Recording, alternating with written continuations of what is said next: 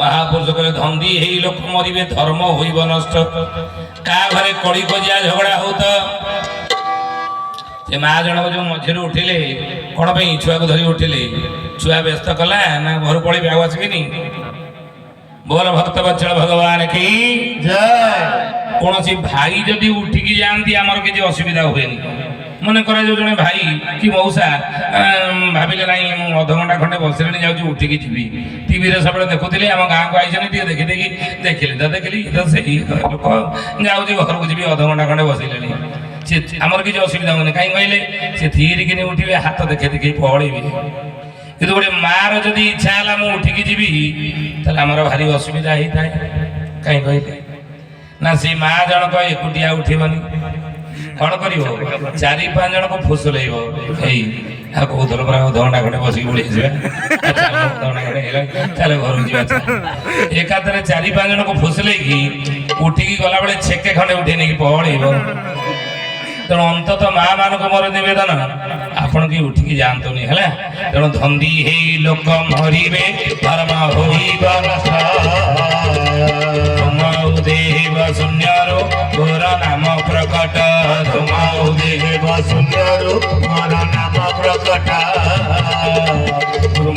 देव शून्यरो घोर नाम प्रकट तेणु भागवत घरे बसई डाकिला बेलू आसुना जो दिन शेष दिन आपड़ जी आ 6 दिन पड़गला टे भागवत शुणा गले टाइम कहीं बेड़ है जापारे घर दायित्व जंजाल घर जंजाल एमती मुझे उठिकी अच्छी से टाइम है भाई केमी मुझे कहलु तू शेष दिन आप ठीक अच्छे नगल ना ये शेष दिन आज भागवत बढ़ुची घरे रोषेईबास कहीं करनी परिवार वर्ग जाए जीव खाइबापी अरुआ भात डालमा खटाखीरी तुम आज खाइबा पी घर रोष कर पड़ो ना नाई पर जी निमंत्रण रहा ना केते खाइबा पीआ ना खाइबा पीआ 9टा बेले आउ ठीक अच्छे आम 9टा बेले पहुँचू जा कहीं 7टा बेले चलन भागवत आज बढ़ुची टे शुणत टाइम ना भागवत शुणा जावाक समय ना धर्म पाखक जावाई समय ना धर्म करने किंतु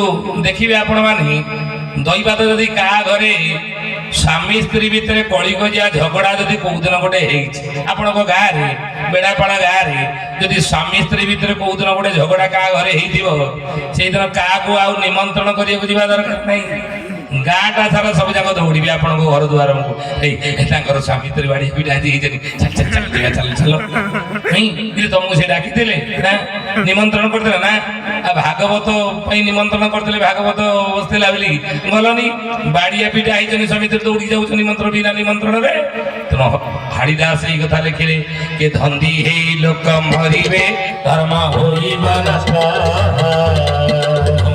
देव शून्यरो घोर नाम प्रकट देव शून्यरो घोर नाम प्रकट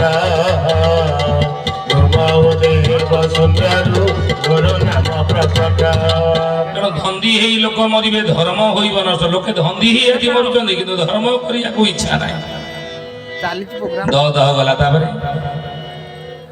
ए बड़ पाटे कह दह पर कौन दंते नहीं नरे कौन लिखिले देखु कि नीच लोक उच्च होइबे नाम टेक देखाई निगम वचन निंदिबे बहुथिबे बढ़ाई निगम वचन निंदिबे बहुथिबे ताली ताली हुड़ाहुड़ी होइबो निगम वचन निंदिबे बहुथिबे बढ़ाई नीच लोक उच्च होइबे नाम टेक देखाई निगम कहले कौन वेद शास्त्र पुराण गीता भागवत या शुणा लोक मैंने इच्छा करेंगे या कौन करेंगे निंदा करेंगे ये जुग जाकि कौटी पहुँचाने मुख पर आसनी गीता भागवत जो पढ़ले लाभ कौन अच्छी आजिकल युवक भाई मैंने सब कहूना कि महापुरुष लिखिले एक कथा दध न गला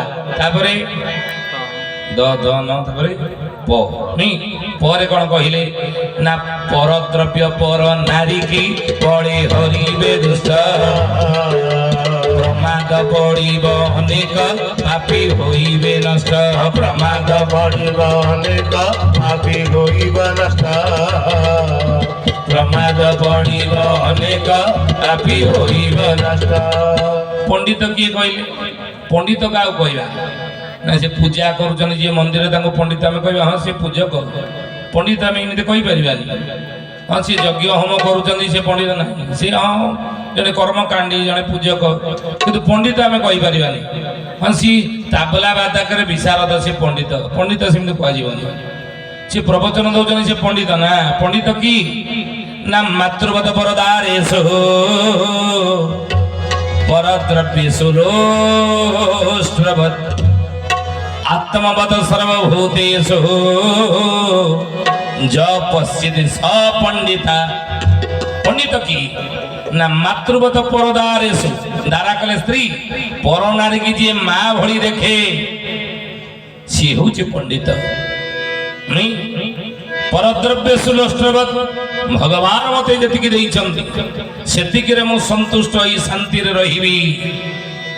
तार दोताला बिल्डिंग गला सी 4 चकिया चढ़िला, मोर से कौन गला सागखिया को पेजखिया सही पारे ना, सी तार दोताला बिल्डिंग कर तार दोताला बिल्डिंग गला सी 4 चकिया चढ़ला, ता झील भल रहा, ता स्त्री गहना पिंधिला, सी दामिकिया 5000 टंकिया शाढ़ी ता स्त्री पिंधिला, मु मो स्वामी सहित गली गलिया झगड़ा करी सी ता स्वामी आणिकी दौची 5000 टंका शाढ़ी तमें मत कहीं दबनी, एमती कौन कर ना।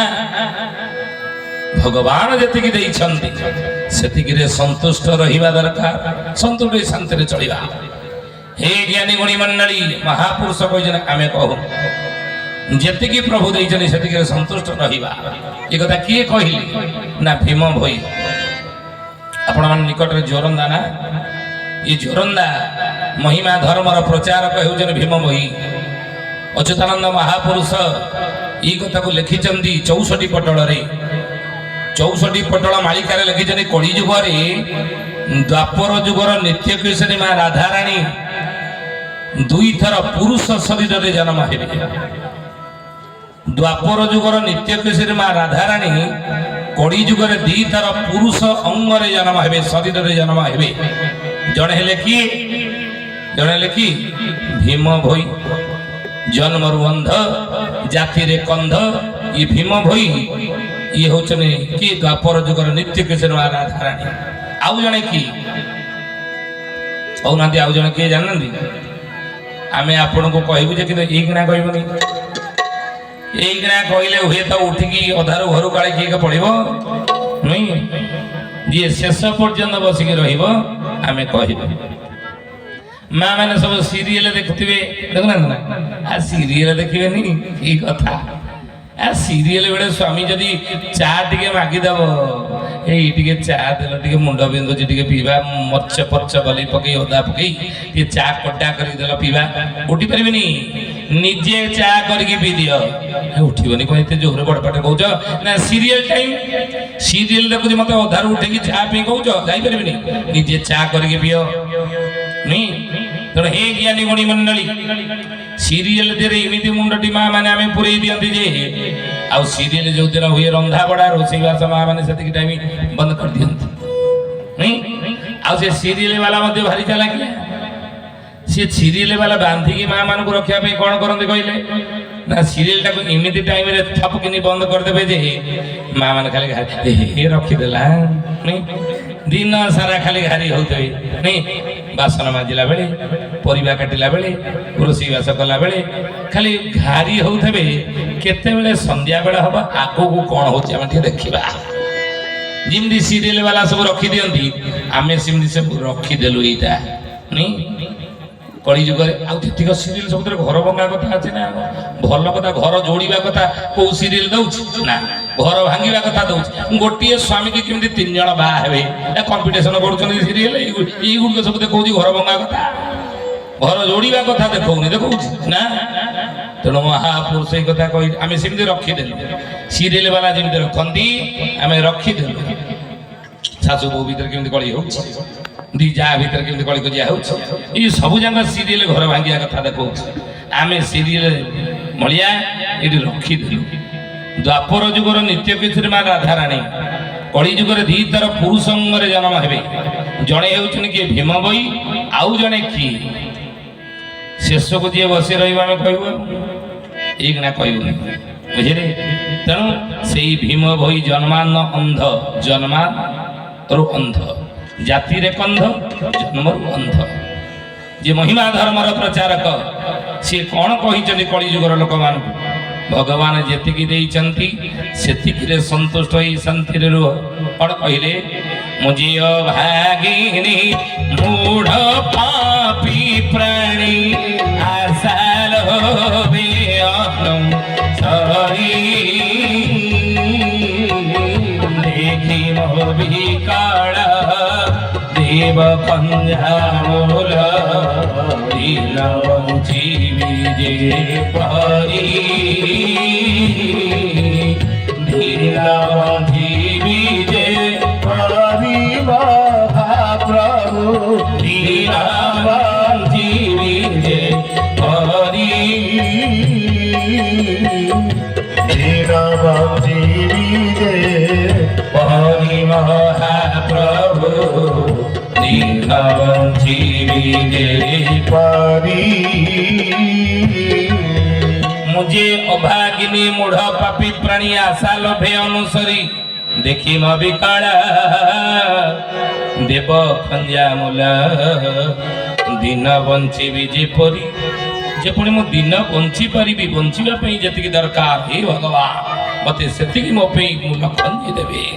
କାହିଁକି ନା ଗୋଟେ କୋଟିପତି ଲୋକଟେ କ୍ଷୀରି ପୁରୀ ଖାଇ ଡଲ୍ଲଭ ଗଦିରେ ଏସି ରୁମ୍ରେ ଶୋଇପଡ଼ିଲା ପରେ ତା ନିଦର ରେଟ୍ ଯାହା ଗୋଟେ ଦିନ ମଜୁରିଆଟି ରାସ୍ତା କାମ କରି ଦିନ ମଜୁରିଆଟି ମାଟି କାମ କରି ପଖାଳ ପିଆଜ ଖାଇସାରିଲା ପରେ ରାସ୍ତା କଡ଼ରେ ଗଛ ମୂଳରେ ମୁଣ୍ଡ ଦେଇ ଶୋଇପଡ଼ିଲା ପରେ ତା ନିଦର ରେଟ୍ ମଧ୍ୟ ସେଇଆ ନୁହେଁ? ଶୋଇପଡ଼ିଲା ପରେ ସବୁ ନିଦ ସମାନ। ତେଣୁ ସେଇଥିପାଇଁ ଭୀମମୟୀ କହିଲେ ପ୍ରଭୁ ଯେତିକି ଖଞ୍ଜାମୂଳ ଆପଣ ଖଞ୍ଜି ଦେବେ ସେତିକିରେ ସନ୍ତୁଷ୍ଟ ରହି ମୁଁ ଶାନ୍ତିରେ ଚଳିବି, ସେତିକି ମତେ ଦିଅନ୍ତୁ। ପ୍ରତିଦିନର ଆମର ଯଦି ପ୍ରାପ୍ୟ 100 ଟଙ୍କା ହେଇଥା 101 ଟଙ୍କା ମିଳିବନି କି 99 ଟଙ୍କା ମଧ୍ୟ ମିଳିବ ନାହିଁ। ଯଥା ତା ଭାଲ ବଡେ ଲିଖିତମ୍ ତତ୍ କର୍ମାନୁସାରେ ଫଳ। ତେଣୁ ପଣ୍ଡିତ କିଏ ନା ପର ଦ୍ରବ୍ୟ ସୁଲଷ୍ଟ୍ରବତ୍ ଭଗବାନ ଯେତିକି ଦେଇଛନ୍ତି ସେତିକିରେ ସନ୍ତୁଷ୍ଟ ମୁଁ ରହିବି। ପର ଦ୍ରବ୍ୟ ମୁଁ ଦେଖି କାହିଁ ମୁଁ ଲୋଭ କରିବି?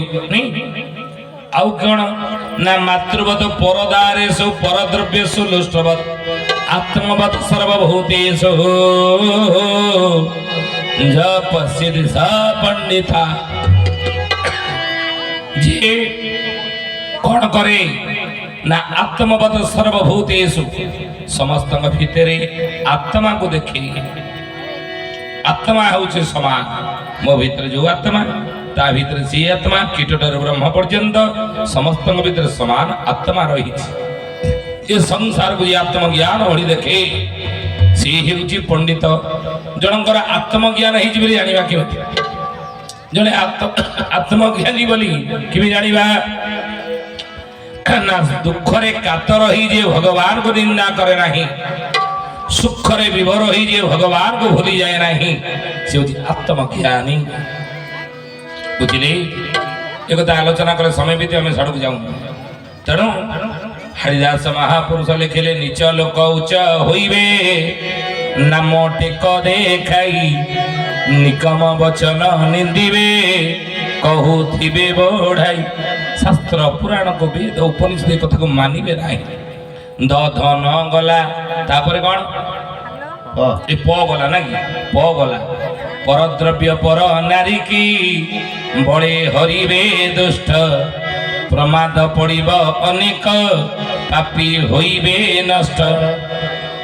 ବୁଝିଲେ? ପ ଗଲା ତାପରେ ଫ କାଲିକି ଓ ଆ ଠାରୁ ଆରମ୍ଭ କରି ହ କିଏ ପାଖରେ ସାରିବ। ବୁଝିଲେ? ତେଣୁ ଫରେ କଣ ଲେଖିଲେ ନା ଫିରି ଫିରି ପାଣି ଭରସା ଇନ୍ଦ୍ର ବୃଷ୍ଟି ନହିବ। ଫଳ ହାନି ହୋଇ ଧରଣୀ ଅଦଭୂତେ କମ୍ବିବ ଫଳ ହାନି ହୋଇ ଧରଣୀ ଅଦଭୂତି କପିବା ହାନି ହୋଇ ଧରଣୀ ଅଦଭୂତି କପିବା।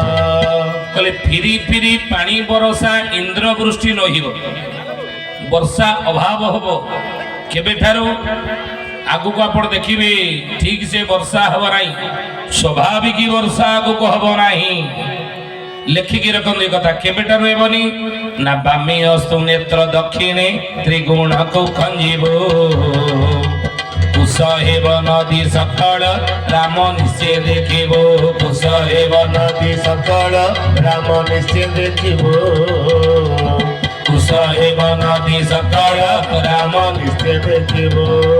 ବାମେ ଅସ୍ତୁ ବାଁ ପଟେ ଅସ୍ତୁ କଲେ ରଖିବା କଣ ନେତ୍ର ନେତ୍ର କଲେ ଦୁଇ ଦକ୍ଷିଣେ ତ୍ରିଗୁଣକୁ ଖଞ୍ଜିବୁ ଡାହାଣ ପଟେ 3 ଲେଖିବୁ ବାଁ ପଟେ 2 ଡାହାଣ ପଟେ 3 ଲେଖିଲେ କେତେ ହେବ କହୁନା ଇରେ କୁହ ହଁ କିଏ କହିଲା ଧନ୍ୟବାଦ ଯାହା କହିଲେ ବାଁ ପଟେ 2 ଡାହାଣ ପଟେ 3 ଲେଖିଲେ ହବ 23 ନାଇଁ କହିଲେ 23 ମସିହା ଶୂନ୍ୟା ଠାରୁ କଣ ହବ ନା କୁଶ ହେବ ନଦୀ ସକାଳ ରାମ ନିଶ୍ଚୟ ଦେଖିବୁ ଅଚ୍ୟୁତାନନ୍ଦ ଭବିଷ୍ୟତବାଣୀ କରିଛନ୍ତି ଆଗକୁ ନଦୀ ନାଳ ସବୁ ଶୁଖିଯିବ କୁଶ ହେବ ମାନେ କଣ ଶୁଖିଯିବ ସରୁ ହେଇଯିବ ଆଉ ନଦୀ ନାଳରେ ପାଣି ଅଛି ନା ପଙ୍କିଳ ଯେ ବୃଷ୍ଟି ହୋଇବ ପଙ୍କ ଫାଟି ନା ଯିବ ବିନ୍ଦୁ ନ ପଡ଼ିବ ମହିରେ 3 ବରଷ ଯିବ ବିନ୍ଦୁ ନ ପଡ଼ିବ ହିରେ 3 ବରଷ ଯିବ ବିନ୍ଦୁ ନ ପଡ଼ିବ ମହିରେ 3 ବରଷ ଯିବ। ହିସାବ କରିକି ଆଣିଛ ଜଣ ଜଣ କରି ଦେଇଯିବ ତେଣୁ ମହାପୁରୁଷ କହିଲେ କହିଲେ ବାବୁରେ କଣ ହେବ ନା ପଙ୍କିଳ ଯେ ବୃଷ୍ଟି ହୋଇବ ପଙ୍କ ଫାଟିଳ ଯିବ ବିନ୍ଦୁ ନ ପଡ଼ିବ ମହିରେ 3 ବରଷ ଯିବ ବିନ୍ଦୁ ନ ପଡ଼ିବ ମହିରେ ତାଳି ତାଳି ହୁଳାହୁଳି ହରିବ ବିନ୍ଦୁ ନ ପଡ଼ିବ ମହିରେ 3 ବରଷ ଯିବ। ଯାଉ ଏ କୁନି କୁନି ଝିଅ ମାନଙ୍କର ପିଲାଙ୍କର ଭବିଷ୍ୟତ ଉଜ୍ଜଳମୟ ହେଉ ବିଦ୍ୟା ବୁଦ୍ଧି ମେଧା ପ୍ରଜ୍ଞା ତାଙ୍କ ମନ ମସ୍ତିଷ୍କରେ ମା ସଙ୍କଟ ହାରିଣୀ ତାରିଣୀ ମା ଭରି ଦିଅନ୍ତୁ ବୋଲାନ୍ ଆହୁରି ଏକ ବାର ତେଣୁ ମହାପୁରୁଷ ଲେଖିଲେ ବର୍ଷା ହବ ନାହିଁ এইটু 2023 মସିହା ଶୂନ୍ୟା ଠାରୁ 3 ବର୍ଷ ସ୍ୱାଭାବିକ ବର୍ଷା ହେବ ନାହିଁ ଲେଖିକି ରଖନ୍ତୁ ଆପଣମାନେ ଅଦିନେ ବରଷା ହେବ ଅଦିନେ ଘଡ଼ଘଡ଼ି ବାବୁ ଅଦିନେ ଘଡ଼ଘଡ଼ି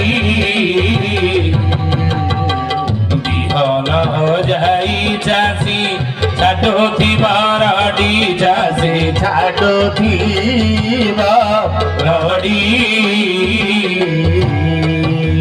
ଅଚ୍ୟୁତାନନ୍ଦ ମହାପୁରୁଷ ମାଳିକାରେ ଭବିଷ୍ୟତବାଣୀ କରିଛନ୍ତି ଅଦିନେ ବର୍ଷା ହେବ ଅଦିନେ ଘଡ଼ଘଡ଼ି ଅଦିନରେ ବର୍ଷା ହେବ ଏ ଦେଖୁନାହାନ୍ତି କିଛି ଦିନ ତଳେ ପୁଷ ମାସରେ ବର୍ଷା ହଉନଥିଲା କି ପୁଷ ମାସରେ ଇଆଡ଼କୁ ବର୍ଷା ହେଇଛି ନା ହେଇଛି ତେଣୁ ମହାପୁରୁଷ ଯାହା ଲେଖିଥିଲେ ମାଳିକାରେ ତାହା ସତ ହେଇଛି ଅଦିନେ ବର୍ଷା ହବ କହନ୍ତିନି ପୁଷ ମାସରେ ବର୍ଷା ହେଲେ କୁଶ କଅଁଳିବ ନାହିଁ ତେଣୁ ଅଦିନେ ବର୍ଷା ହେବ ଅଦିନେ ଘଡ଼ଘଡ଼ି ସ୍ୱାଭାବିକ ବର୍ଷା ହେବ ନାହିଁ ତେଣୁ ଦ ଧ ନ ପ ଫ ଗଲା ଫିରି ଫିରି ପାଣି ବରଷା ଇନ୍ଦ୍ର ବୃଷ୍ଟି ନହିବ ଫଳ ହାନି ହୋଇ ଧରଣୀ ଅଦଭୂତେ କମ୍ପିବ ପୃଥିବୀ ବନ୍ଧ୍ୟା ହେବ ଚାଷ ଉଜୁଡ଼ି ଯିବ ଦ ଧ ନ ପ ଫ ଗଲା ତାପରେ ବରେ କଣ କହିଲେ ନା ବେଳ ବୁଡ଼ ଯାଏ ବଳଦ ଯୋଚି କରିବେ ଚାଷ ବିଜନ ପାଇବେ ବିଲରୁ ହାନି ହୋଇବ ଶସ୍ୟ ବିଜନ ପାଇବେ ବିଲରୁ ହାନି ହୋଇବ ଶସ୍ୟ ବିଜନ ପାଇବେ ବିଲରୁ ହାନି ହୋଇବ ଶସ୍ୟ ବେଳ ବୁଡ଼ ଯାଏ ବଳଦ ଯୋଚି କରିବେ ଚାଷ ମଉସା ମାନେ ବସିଛନ୍ତି ପଚାରୁନାହାନ୍ତି ଆଜିକି 50 ବର୍ଷ ତଳେ ଯେତେବେଳେ ଚାଷ ଆମେ କରନ୍ତି ହଳ ଲଙ୍ଗଳ ଧରିକି ବିଲକୁ ଯାଆନ୍ତି ହଳ କରନ୍ତି ସୂର୍ଯ୍ୟାସ୍ତ ଯେତେବେଳେ ହେଇଯାଏ ବେଳ ବୁଡ଼ିଯାଏ ତାପରେ କଣ ଆଉ ଚାଷ କରନ୍ତି ହଳ ଲଙ୍ଗଳ ବୁଲାନ୍ତି ନା କାହିଁକି ଇଏ ଶାସ୍ତ୍ର ବିରୁଦ୍ଧ ଧର୍ମଶାସ୍ତ୍ର ବିରୁଦ୍ଧ ନୀତି ବିରୁଦ୍ଧ ବୋଲି ତେଣୁ ହଳ ଲଙ୍ଗଳ ଫିଟେଇ ଦିଅନ୍ତି ନାଇଁ ହୁଏ ନା କିନ୍ତୁ ଏଇକିଣା କ'ଣ ହେଇଛି ବିଜ୍ଞାନ ଯୁଗରେ ଆଧୁନିକ ଯୁଗରେ ପାୱାର ଟିଲର ବାହାରିଲାଣି ଟ୍ରାକ୍ଟର ବାହାରିଲା ରାତି ସାରା କହୁନନ୍ତି କି ବୁଝିଲୁ କାଲି ଟିକେ ଆମର ହଳ କରିଦେବୁ ନା କାଲି ଦିନରେ ଟାଇମ୍ କାହିଁ କାଲି ବା ତାଙ୍କର ସେ ବନମାଳୀ ଘର ତାଙ୍କର ଚାଷ ଟ୍ରାକ୍ଟର ବୁଲିବ ନା ଦିନରେ ତାଙ୍କର ବୁଲିବ ନା ହଁ ନା ଆମ ରାତିରେ ବୁଲେଇଦେବୁ ଆମ ବିଲରେ ରାତିରେ ଟିକେ ଟ୍ରାକ୍ଟର ବୁଲେଇଦେବୁ ହେଲା ତେଣୁ ହାଡ଼ିଦାସ ଲେଖିଲେ ଏଇ କଥା କେମିତି ଦେଖନ୍ତୁ ବେଳ ବୁଡ଼ ଯାଏ ବଳଦ ଯୋଚି କରିବେ ଚାଷ ବିଜନ ପାଇବେ ବିଲରୁ ହାନି ହୋଇବ ଶସ୍ୟ ବିଜନ ପାଇବେ ବିଲରୁ ହାନି ହୋଇବ ଶସ୍ୟ ବିଜନ ପାଇବେ ବିଲରୁ ହାନି ହୋଇବ ଶସ୍ୟ ତେଣୁ ଏଭଳି ନୀତି ନିୟମ ନ ମାନିଲେ ଚାଷ ଉଜୁଡ଼ି ଯିବ ବିହନ ମିଳିବ ନାହିଁ ଦଧନ ପ ଗଲା ତାପରେ ଭ କହିଲେ ଭୂମି ହତପାତ ହୋଇବ ଦଶ ଦିଗ ଅନ୍ଧାର ଭଣିଲେ ଆଗତ ଭବିଷ୍ୟ ହାଡ଼ି ଦାସ କମାର ଭଣିଲେ ଆଗତ ଭବିଷ୍ୟ ହାଡ଼ି ଦାସ କମାର ଭଣିଲେ ଆଗତ ଭବିଷ୍ୟ ହାଡ଼ି ଦାସ କମାର କ'ଣ କଲେ ଭୂମି ହତପାତ ହୋଇବ ଦଶ ଦିଗ ଅନ୍ଧାର ଭଣିଲେ ଆଗତ ଭବିଷ୍ୟ ହାଡ଼ିଦାସ କୁମାର ତେଣୁ ହାଡ଼ିଦାସ ମହାପୁରୁଷ ଆପଣ ଛତିଆ ବଟ କିଏ ଯାଇଥିବେ ନିଶ୍ଚିତ ସେ ଛତିଆ ବଟର କାହା ପାଇଁ ଆଜି ସଂସାରରେ ପରିଚିତ ନା ମହାପୁରୁଷ ହାଡ଼ିଦାସ ହାଡ଼ିଦାସଙ୍କର ସାଧନା ସମାଧି ପୀଠ ହେଉଛି ଛତିଆ ବଟ ସେଇ ଛତିଆ ବଟର ହାଡ଼ିଦାସ କହିଲେ କଳିଯୁଗରେ ଧର୍ମ ନଷ୍ଟ ହେବ ଧନ୍ଦୀ ହେଇ ଲୋକ ମରିବେ ଧର୍ମ ହୋଇ ସଂସାରରେ ଯେତେବେଳେ ଧର୍ମ ନଷ୍ଟ ହୁଏ ଧର୍ମ ନଷ୍ଟ ହେଲେ ଧର୍ମର ଗ୍ଲାନି ହେଲେ ସେତେବେଳେ କ'ଣ ହୁଏ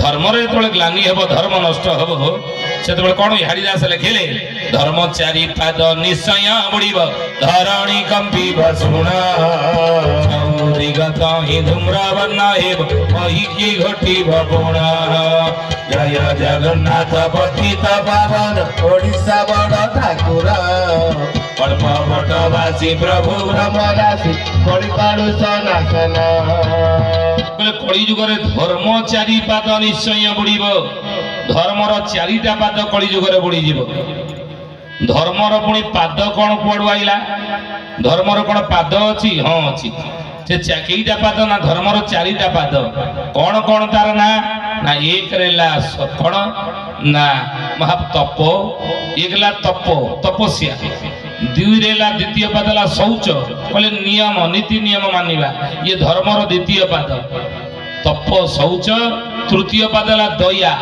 ଇଏ ହେଲା ଧର୍ମର ତୃତୀୟ ପାଦ ତପ ଶୌଚ ଦୟା ଚତୁର୍ଥରେ କ'ଣ ନା ତପ ଶୌଚ ଦୟା ଏବଂ ଚତୁର୍ଥ ପାଦ ଧର୍ମର ହେଲା କ'ଣ ସତ୍ୟ ମାନେ ରଖନ୍ତୁ ଧର୍ମରେ ଚାରିଟା ପାଦ ତପ ଶୌଚ ଦୟା ସତ୍ୟ ତପ କହିଲେ ତପସ୍ୟା କଳି ଯୁଗରେ ଆମେ କ'ଣ ତପସ୍ୟା ଫପସ୍ୟା ଆଉ କେହି କରୁଛନ୍ତି ସତ୍ୟ ଯୁଗରେ ତ୍ରେତୟା ଯୁଗରେ ଋଷିମୁନି ସାଧୁ ସନ୍ଥ ମାନେ ତପସ୍ୟା କରୁଥିଲେ ଆଜି କ'ଣ ଆମେ ତପସ୍ୟା ଫପସ୍ୟା କେହି କରୁଛନ୍ତି ନା ତେଣୁ ହେ ଜ୍ଞାନୀ ଗୁଣୀ ମଣ୍ଡଳୀ ଧର୍ମର ପ୍ରଥମ ପାଦ ତପ ନଷ୍ଟ ହବ ଦ୍ୱିତୀୟ ପାଦ ହେଉଛି ଶୌଚ ଶୌଚ ମାନେ କହିଲେ ନିୟମ ନୀତି ନିୟମ ଆଜିକାଲି କିଏ କ'ଣ ନୀତି ନିୟମ ମାନିକି ଚଳୁଛନ୍ତି ନା ଗୁରୁ ଗୁରୁଜନ ମାନୁଛନ୍ତି ନା ଆଜି ବାପକୁ ପୁଅ ମାନୁଛି ନା ନା ଆଜି ମାକୁ ଝିଅ ମାନୁଛି ନା ଆଜି ସ୍ୱାମୀ କି ସ୍ତ୍ରୀ ମାନୁଛି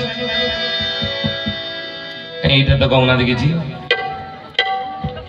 ମା ମାନେ ଆପଣ କେହି ଦିହକୁ ନେବେନି ଆମେ ଆପଣ କଥା କହୁନୁ ଆପଣମାନେ ହୁଏତ ବହୁତ ଭଲ ହେଇଥିବେ ସ୍ୱାମୀ କି ମାନୁଥିବେ ଆମେ କଟକ ଭୁବନେଶ୍ୱର ସ୍ତ୍ରୀ ଲୋକମାନଙ୍କର କଥା କହୁଛୁ ମୁଁ କଟକ ଝାଞ୍ଜିରି ମଙ୍ଗଳାରେ ପ୍ରବଚନ ଦଉଥିଲି ଏତିକି କଥା ଯେତେବେଳେ କହିଛି 4-5 ଜଣ ସ୍ତ୍ରୀ ଲୋକ ମତେ ଏମିତି ବଡ଼ ବଡ଼ ଆଖିରେ ଚାହିଁଲେ କ'ଣ କହିଲେ ଆମେ ସ୍ୱାମୀ ମାନୁନୁ ମାନେ ନାଇଁ ଆପଣମାନେ ବହୁତ ଭଲ ମୁଁ ଭୁବନେଶ୍ୱର ସ୍ତ୍ରୀ ଲୋକମାନଙ୍କ କଥା କହୁଛି ତା 2 ମାସ ପରେ ଭୁବନେଶ୍ୱର ଶହୀଦ ନଗରରେ ଦୁର୍ଗା ପୂଜା ମଣ୍ଡପରେ ମୋର ପ୍ରବଚନ ପଡ଼ିଲା ମୁଁ କହିଲା ବେଳେ ଏତିକି କଥା କହିଦେଲି ଆଉ ମୁଁ କହିଲି ସ୍ୱାମୀ କି କ'ଣ ସ୍ତ୍ରୀ ମାନୁଛି ସେ ଭୁବନେଶ୍ୱର ସ୍ତ୍ରୀ ଲୋକମାନେ ଏମିତି ବଡ଼ ବଡ଼ ଆଖିରେ ଚାହିଁଲେ ନାଇଁ ନାଇଁ ନାଇଁ ଆପଣଙ୍କ କଥା କହୁନି ଆପଣ ଦିଅକୁ ନେବେନି ଆପଣମାନେ ବହୁତ ଭଲ ମୁଁ କଟକର ସ୍ତ୍ରୀ ଲୋକମାନଙ୍କ କଥା କହୁଛି ଇଏ ସିଏ 4 ଜଣ ବସିଗଲେ ଆଉ 4 ଜଣ ଠିଆ ହେଲେ କ'ଣ କହିଲ କଟକ ସ୍ତ୍ରୀ ଲୋକ ଆମ କଥା କହୁଛ ତମେ 2 ମାସ ତଳେ ଆମ ସେଠି କହିଲ ଆମ କଥା କହୁନ ଆଙ୍କ କଥା କହୁଛ ପୁଣି କ'ଣ ଭୁବନେଶ୍ୱର ଆସି କହୁଛ ତାଙ୍କ କଥା କହୁନ ଆମ କଥା କହୁଛ ତମେ କଟକରୁ ଆସିଛ କି ନା ହଁ ପରା ତମେ ଏଠି ତମର ପ୍ରବଚନ ହଉଛି ବୋଲି ଆମେ ଶୁଣିକି ଆଇଛୁ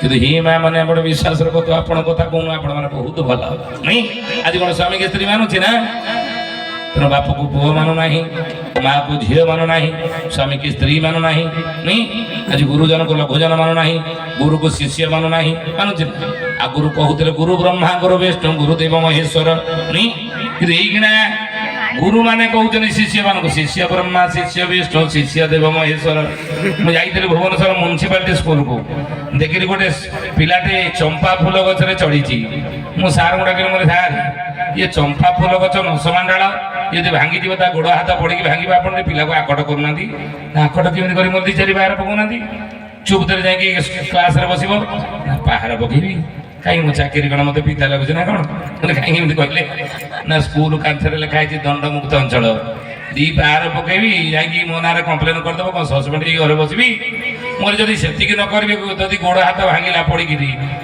ଆପଣ ବି ସସ୍ପେଣ୍ଡ ହେବେ ନା ସିଏ ବି ଗୋଟେ କଥା ମୁଁ ତାହେଲେ କରିବେ କ'ଣ ସାର୍ 2 ହାତ ଯୋଡ଼ିଦେଲେ ବାପାରେ ତୋତେ ହାତ ଯୋଡ଼ିକି ନେଉରା ହେଉଛି ଧନ ଏ ଚମ୍ପା ଫୁଲ ଗଛରୁ ଠିକିନି ଓହ୍ଲେଇ ଆସିବି ଘରକୁ ପଛେ ଯାଇକି ସଜନା ଗଛ ଚଢ଼ିକି ତମର ଗୋଡ଼ ଭାଙ୍ଗି ମୋର କିଛି କହିବାର ନାହିଁ ଏଇକିନା ଗୁରୁ କହୁଛନ୍ତି ଶିଷ୍ୟ ବ୍ରହ୍ମା ଶିଷ୍ୟ ବିଷ୍ଣୁ ଶିଷ୍ୟ ଦେବ ମହେଶ୍ୱର ନାଇଁ ତେଣୁ ଗୁରୁକୁ ଆଉ ଶିଷ୍ୟ ମାନୁ ନାହିଁ ଅଚ୍ୟୁତାନନ୍ଦ ମହାପୁରୁଷ ସେଇଥିପାଇଁ ମାଳିକାରେ ଲେଖିଲେ କ'ଣ କହିଲେ ଶୁଣ ମନ ଦେଇ କହିବା ବୁଝାଇ କଳିଯୁଗ ଧର୍ମ ରୀତି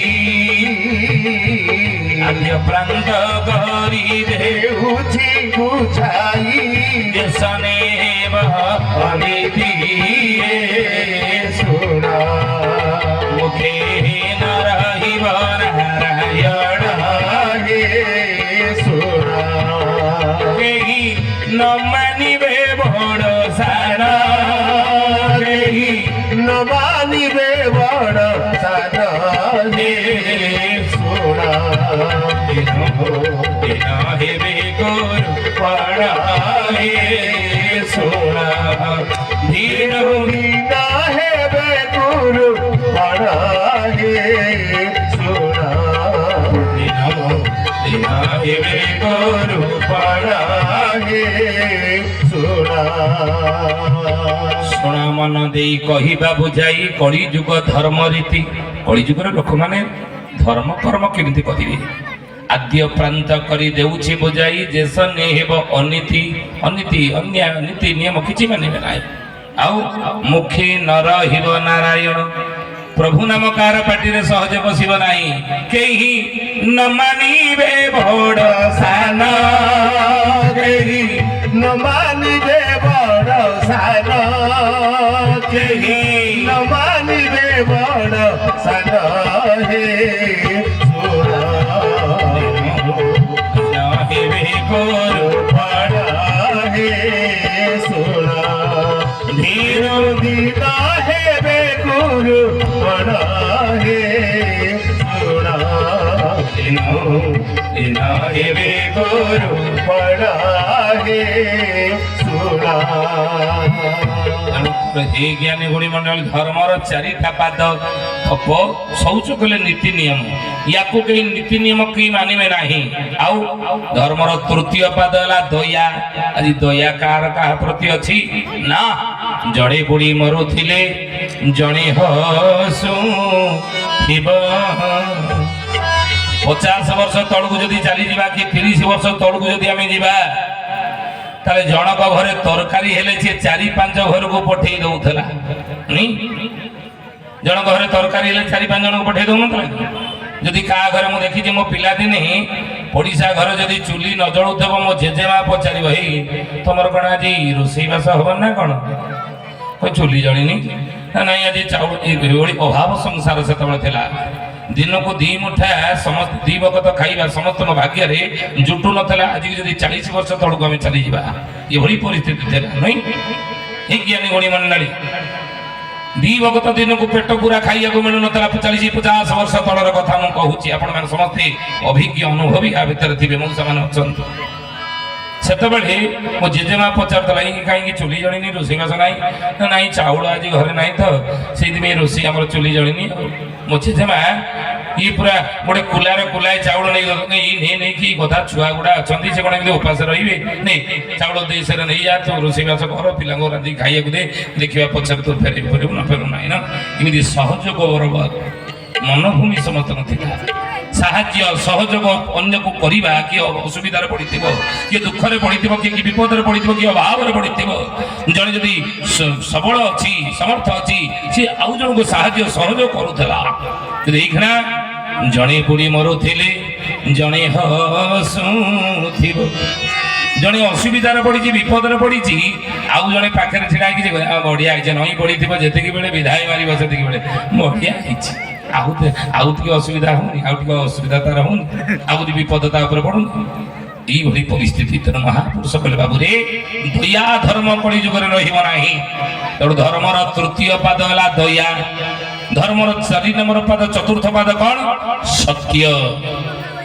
ধর্মর চতুর্থ পাদ হচ্ছে সত্য তেমন সত্য যুগরে ধর্মর 4 পাদ ଥିଲା কোন কোন তপ শৌচ দয়া সত্য সত্য যুগরে ধর্মর 4 পাদ ଥିଲା পুণ্য পূর্ণ পাপ নাস্তি পুণ্য পূর্ণ ভাବରେ ଥିଲା ପାପ ନଥିଲା ସତ୍ୟ ଯୁଗରେ ସେଇଥିପାଇଁ ସତ୍ୟ ଯୁଗର ଆୟୁଷ ଥିଲା 17,28,000 ବର୍ଷ ବୁଝିଲେ ଆଉ ଯଦି ଧର୍ମ ଥିଲା 4 ପାଦ ସତ୍ୟ ଯୁଗରେ ତାହେଲେ ଧର୍ମ ନଷ୍ଟ ହେଲା କେମିତି ନା ସେ ଧର୍ମକୁ ନଷ୍ଟ କରିବା ପାଇଁ ଅସୁର ମଧ୍ୟ ସତ୍ୟ ଯୁଗରେ 4 ଅକ୍ଷର ବିଷ୍ଟ ହେଇଗଲା ଧର୍ମ ନଷ୍ଟ କରିକି ଅସୁର ମାନେ ପାପୀ ମାନେ ଅଧର୍ମୀ ଦୁରାଚାରୀ ମାନେ ତେଣୁ ସେ 4 ଅକ୍ଷର ବିଶିଷ୍ଟ ସତ୍ୟ ଯୁଗରେ ଅସୁର କି ନା ମୁରାସୁର ये मुरासुर नामक 4 अक्षर विशिष्ट असुर को मारी सत्य जुगरे धर्म रक्षा करिया पाई मो प्रभु बाध्य होगी अवतार भगवान कहीं अवतार नहीं प्रभु कहीं अवतार नहीं हे ज्ञानी गुणी मंडली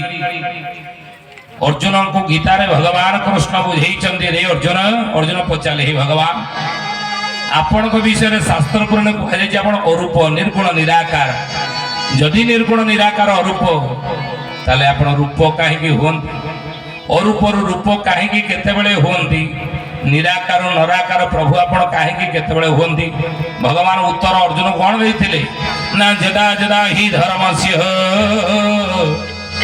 ग्लानिर्भवति भारत अभ्युत्थानम् अधर्मस्य तदात्मानं सृजाम्यहम् परित्राणाय साधूनां विनाशाय च दुष्कृतं धर्म संस्थापनार्थाय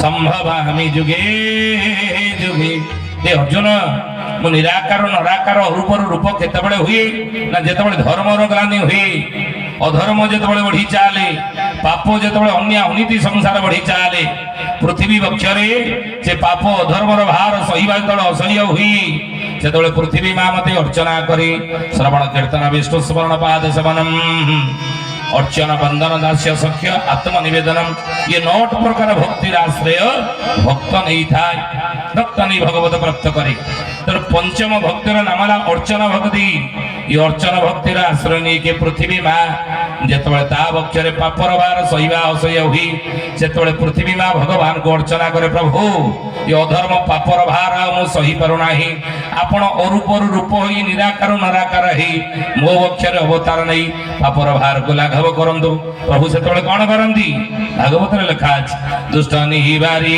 संत पाळुरे उद्धवा नाथ परम दयाळुरे उद्धवा राधे गोविंद गोविंद गोविंदानी उद्धवा मधुगाळुची मकरंगाही उद्धवा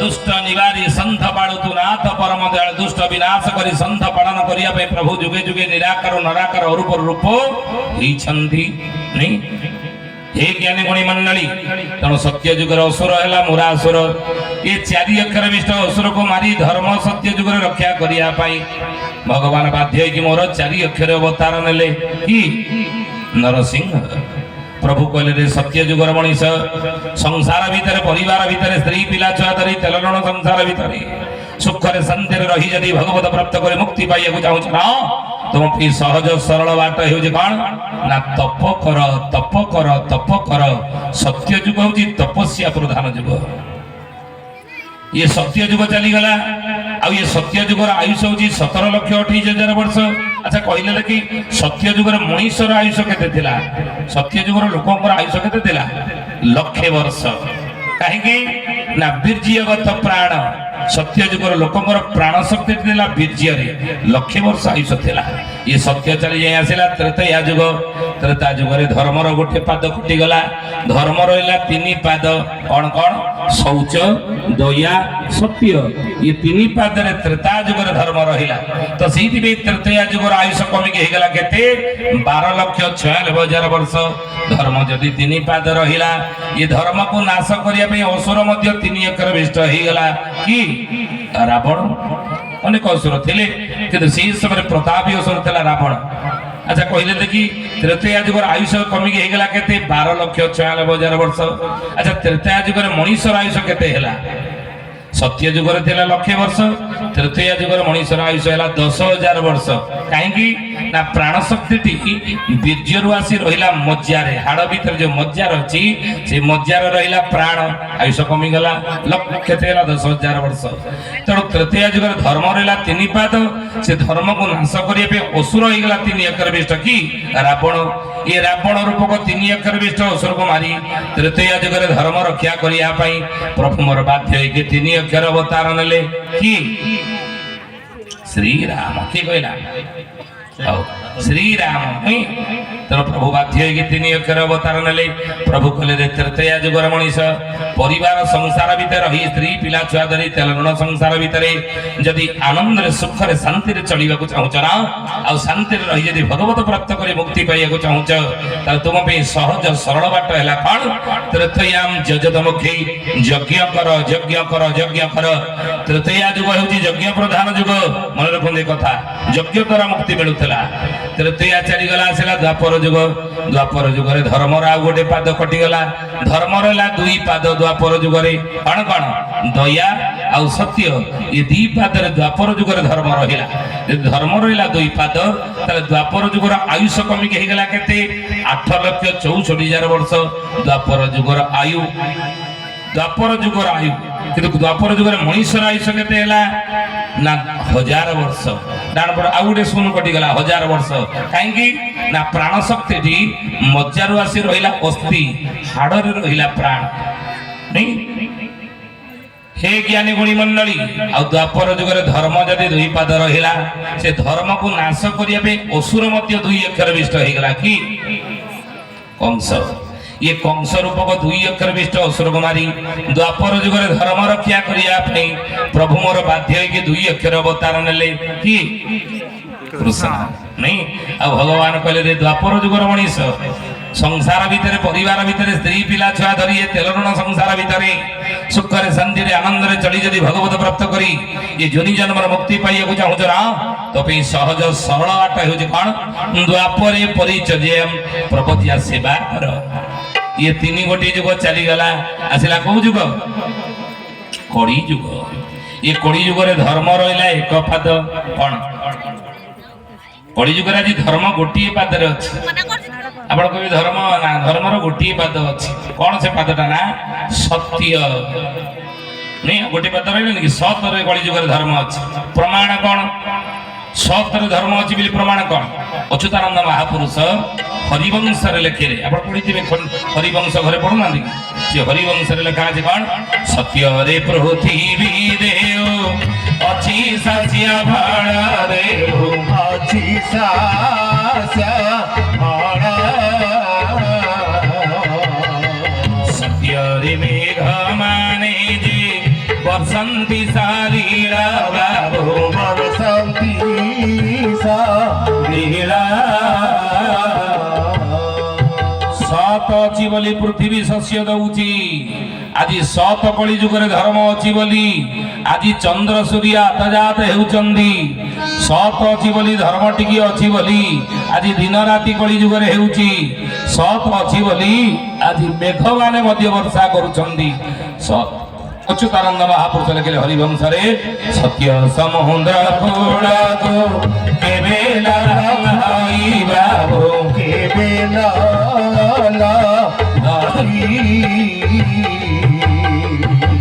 সত্যরে চালিব তোতে দেউছি বতাই তোতে দেউছি আই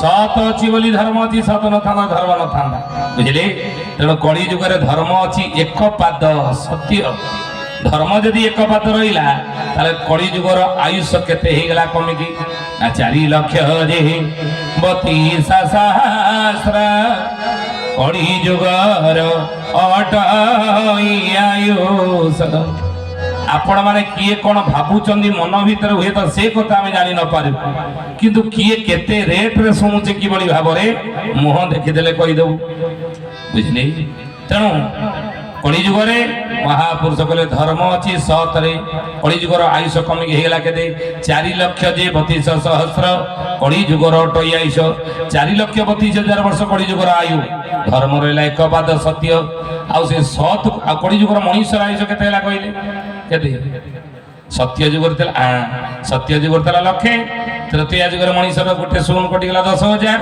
द्वापर जुगर आउ गोटे शून कटिगला 1000 तेणु कलिजुग मनीषर आयुष है केते 100 वर्ष किंतु कलिजुगर पूर्ण आयु होचे 120 वर्ष यदि 100 वर्ष जड़े बंचिला आम जाना कलिजुगर पूर्ण आयुष से भोग कला नहीं तेणु कहीं आयुष कमिला कहले सत्य जुगर मनीषर प्राण शक्ति थिला वीर्यरे तृतीय जुगर मनीषर प्राण शक्ति जीवन शक्ति थिला मज्जारे द्वापर जुगर मनीषर जीवन शक्ति प्राण शक्ति थिला कोठी अस्थिगत प्राण हाड़रे थिला प्राण नहीं किंतु कलि जुगर मनीषर प्राण शक्ति कोठी अछि अच्युतानंद महापुरुष लिखिले चर्म रक्त मांस रे जे प्राण अछि राम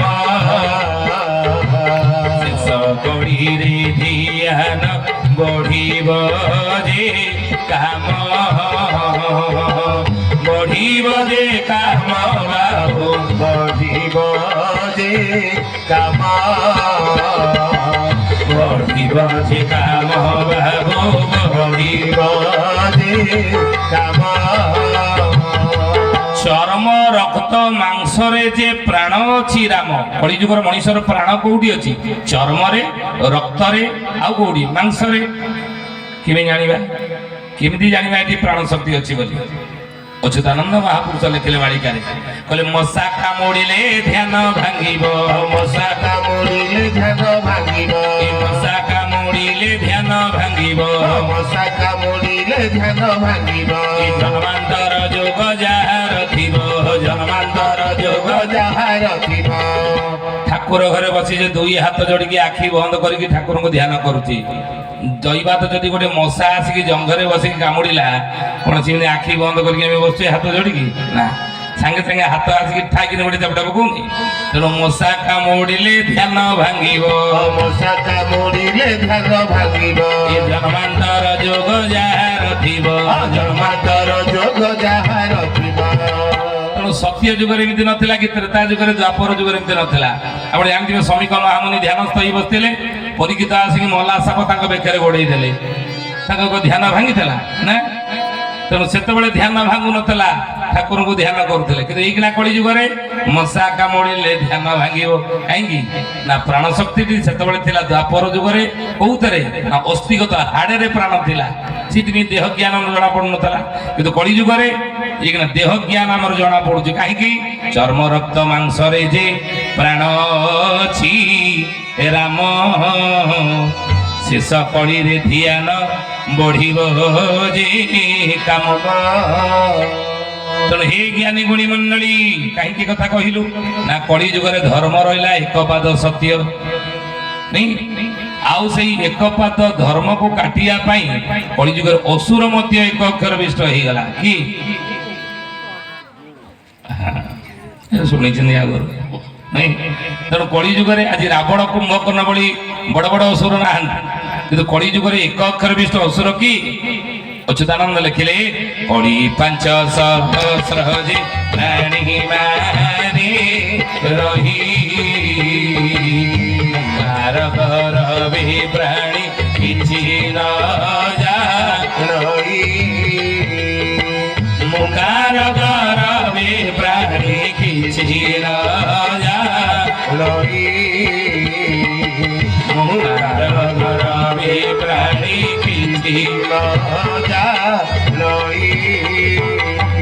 କଳି ଯୁଗର ଅସୁର କିଏ? ମୁଁ ନାଇଁ ଆମେ କହୁନି ମୁଁ ଯାହା କହୁଛି ସେଇଟା ଠିକ, ମୁଁ ଯାହା କହିବି ସେଇଟା ହବ, ମୁଁ ଘରର ମୁରବୀ ମତେ ନ ପଚାରିକି ଏମିତି କାମ କରିଦେବ ନା। ତେଣୁ କଳି ଯୁଗର ଅସୁର କି ମୁଁ, ତେଣୁ ଅସୁର ହେଲା କଳି ଯୁଗର ମୁଁ, ଏକ ଅକ୍ଷର ବିଷ୍ଟ ଅସୁର। ତେଣୁ ଏ ମୁଁ ରୂପକ ଅସୁରକୁ ମାରି କଳି ଯୁଗରେ ଧର୍ମ ରକ୍ଷା କରିବା ପାଇଁ ମୋ ପ୍ରଭୁ ବାଧ୍ୟ ହେଇକି ଏକ ଅକ୍ଷର ଅବତାର ନେବେ। କି ଅଚ୍ୟୁତାନନ୍ଦ ମାଳିକାରେ ଲେଖିଲେ କଣ କହିଲେ?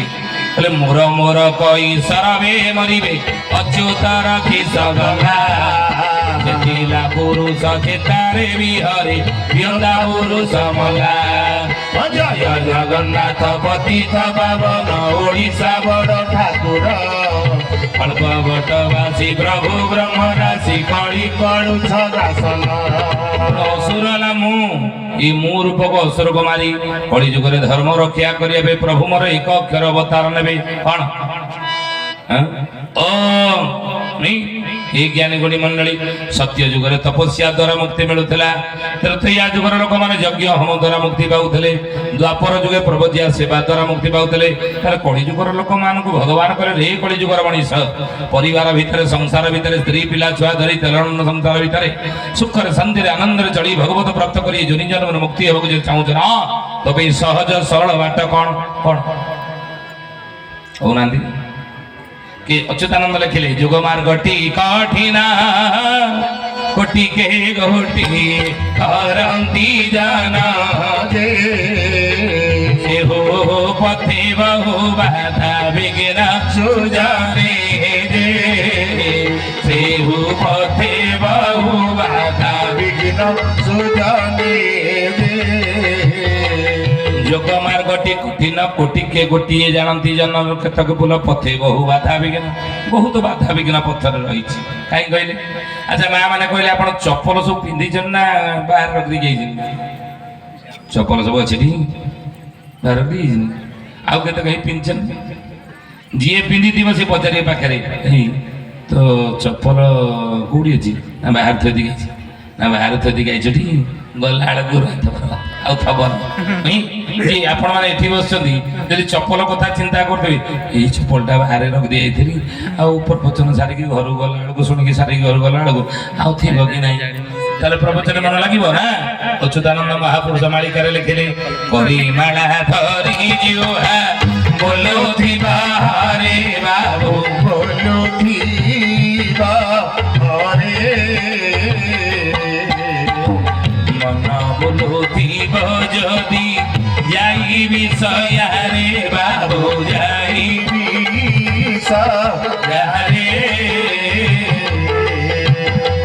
हाथ रे करे माला धरी जुहा बोलुथिब हरे हाथ रे माली गड़ुथिबा ओटपाटी प्रभु नाम बोलुथिब मन जदि विषय ठारे थिब रे ना आप ठाकुर पूजा करुवे ठाकुर घर बसी ठाकुर पूजा कला बेले सब तो हरे कृष्ण ओम नमः शिवाय फूल चंदन दौथ आखि बुझिकी सेपटे स्त्री की राखबनी कहो कौटी अछ ना तुम पर रोसे कर खाई अफिस जीव ना रोसे पछे कर आगे टे देखला बारियाड़े कि गुड़ा खसखस खसखस कर बैगण गुड़ा लगी क्या घर पशिक खाईगले ना कण मन से पड़ जाऊँ ठाकुर घरे बसी ठाकुर पूजा करुच्ची कि बारियाड़े क्या घर पशिक बैगण खाईगला से मन पड़ जाऊँ नहीं। अच्युतानंद महापुरुष मालिकार लिखिले ये भजन प्रमाण जे एथिकी मोहाई बाबू एथिकी मोहाई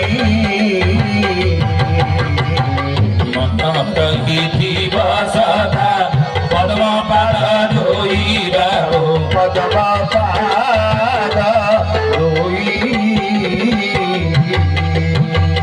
ये पिले आसबनी आसब ठीक आसो कहे बाबू ये भजन प्रमाण जे एतिक नुह ये भजन भगवान प्रिय नुह ये भली भजन कले प्रभु ये संतोष हुंती ना बुझे करे माला धरी जुहा बोलुथिब हरे हाथ में माड़ी गड़ौथिबा ओटपाटी प्रभु नाम बोलुथिब मन जदि विषय ठारे थिब अच्युत लिखिले विषय रे मन थोई मुखे बोले हरि बाबू मुखे बोले हरि मंत भजन भजे देहु संख्या करी बाबू देहु देहो साख्या करी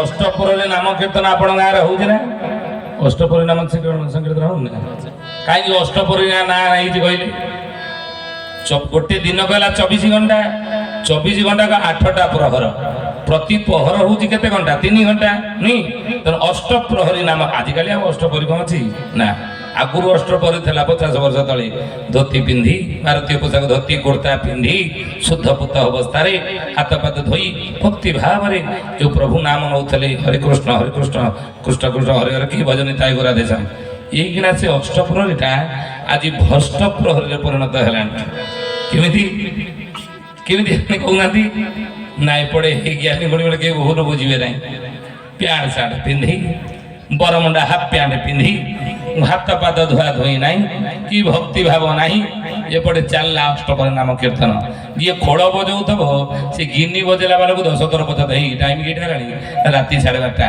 राति 12:30 एपर्तन कहीं डालमा छुंक करना केत खाइबा देवे कि नहीं ये अष्टप्रहरी आज भ्रष्टप्रहरी परिणत है आईटा को अष्टप्रहरी आज नष्टप्रहरी परिणत है केमी विभिन्न प्रकार आधुनिक स्वर जो हरिनाम कीर्तन करुँच चैतन्य महाप्रभु सेपटे भावुवे कहीं मुझे नाम को छाड़ी कलिजुगर लोक मान इमिति विकृतिया करदे विभिन्न प्रकार आधुनिक फिल्म स्वर पकईक नहीं तेणु हे ज्ञानी गुणी मान अच्युत लिखिले विषया रे मन थोई मुखे बोले हरि बाबो मुखे बोले हरि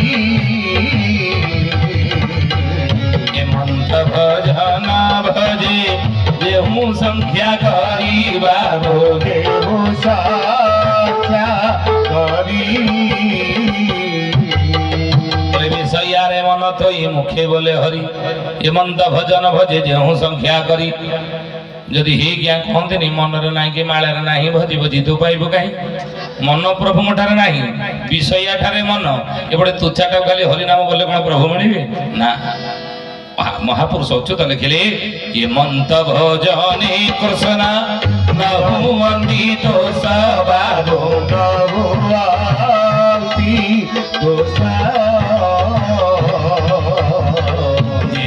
अंतर्गते तारा नहीं विश्वास बाबो नाही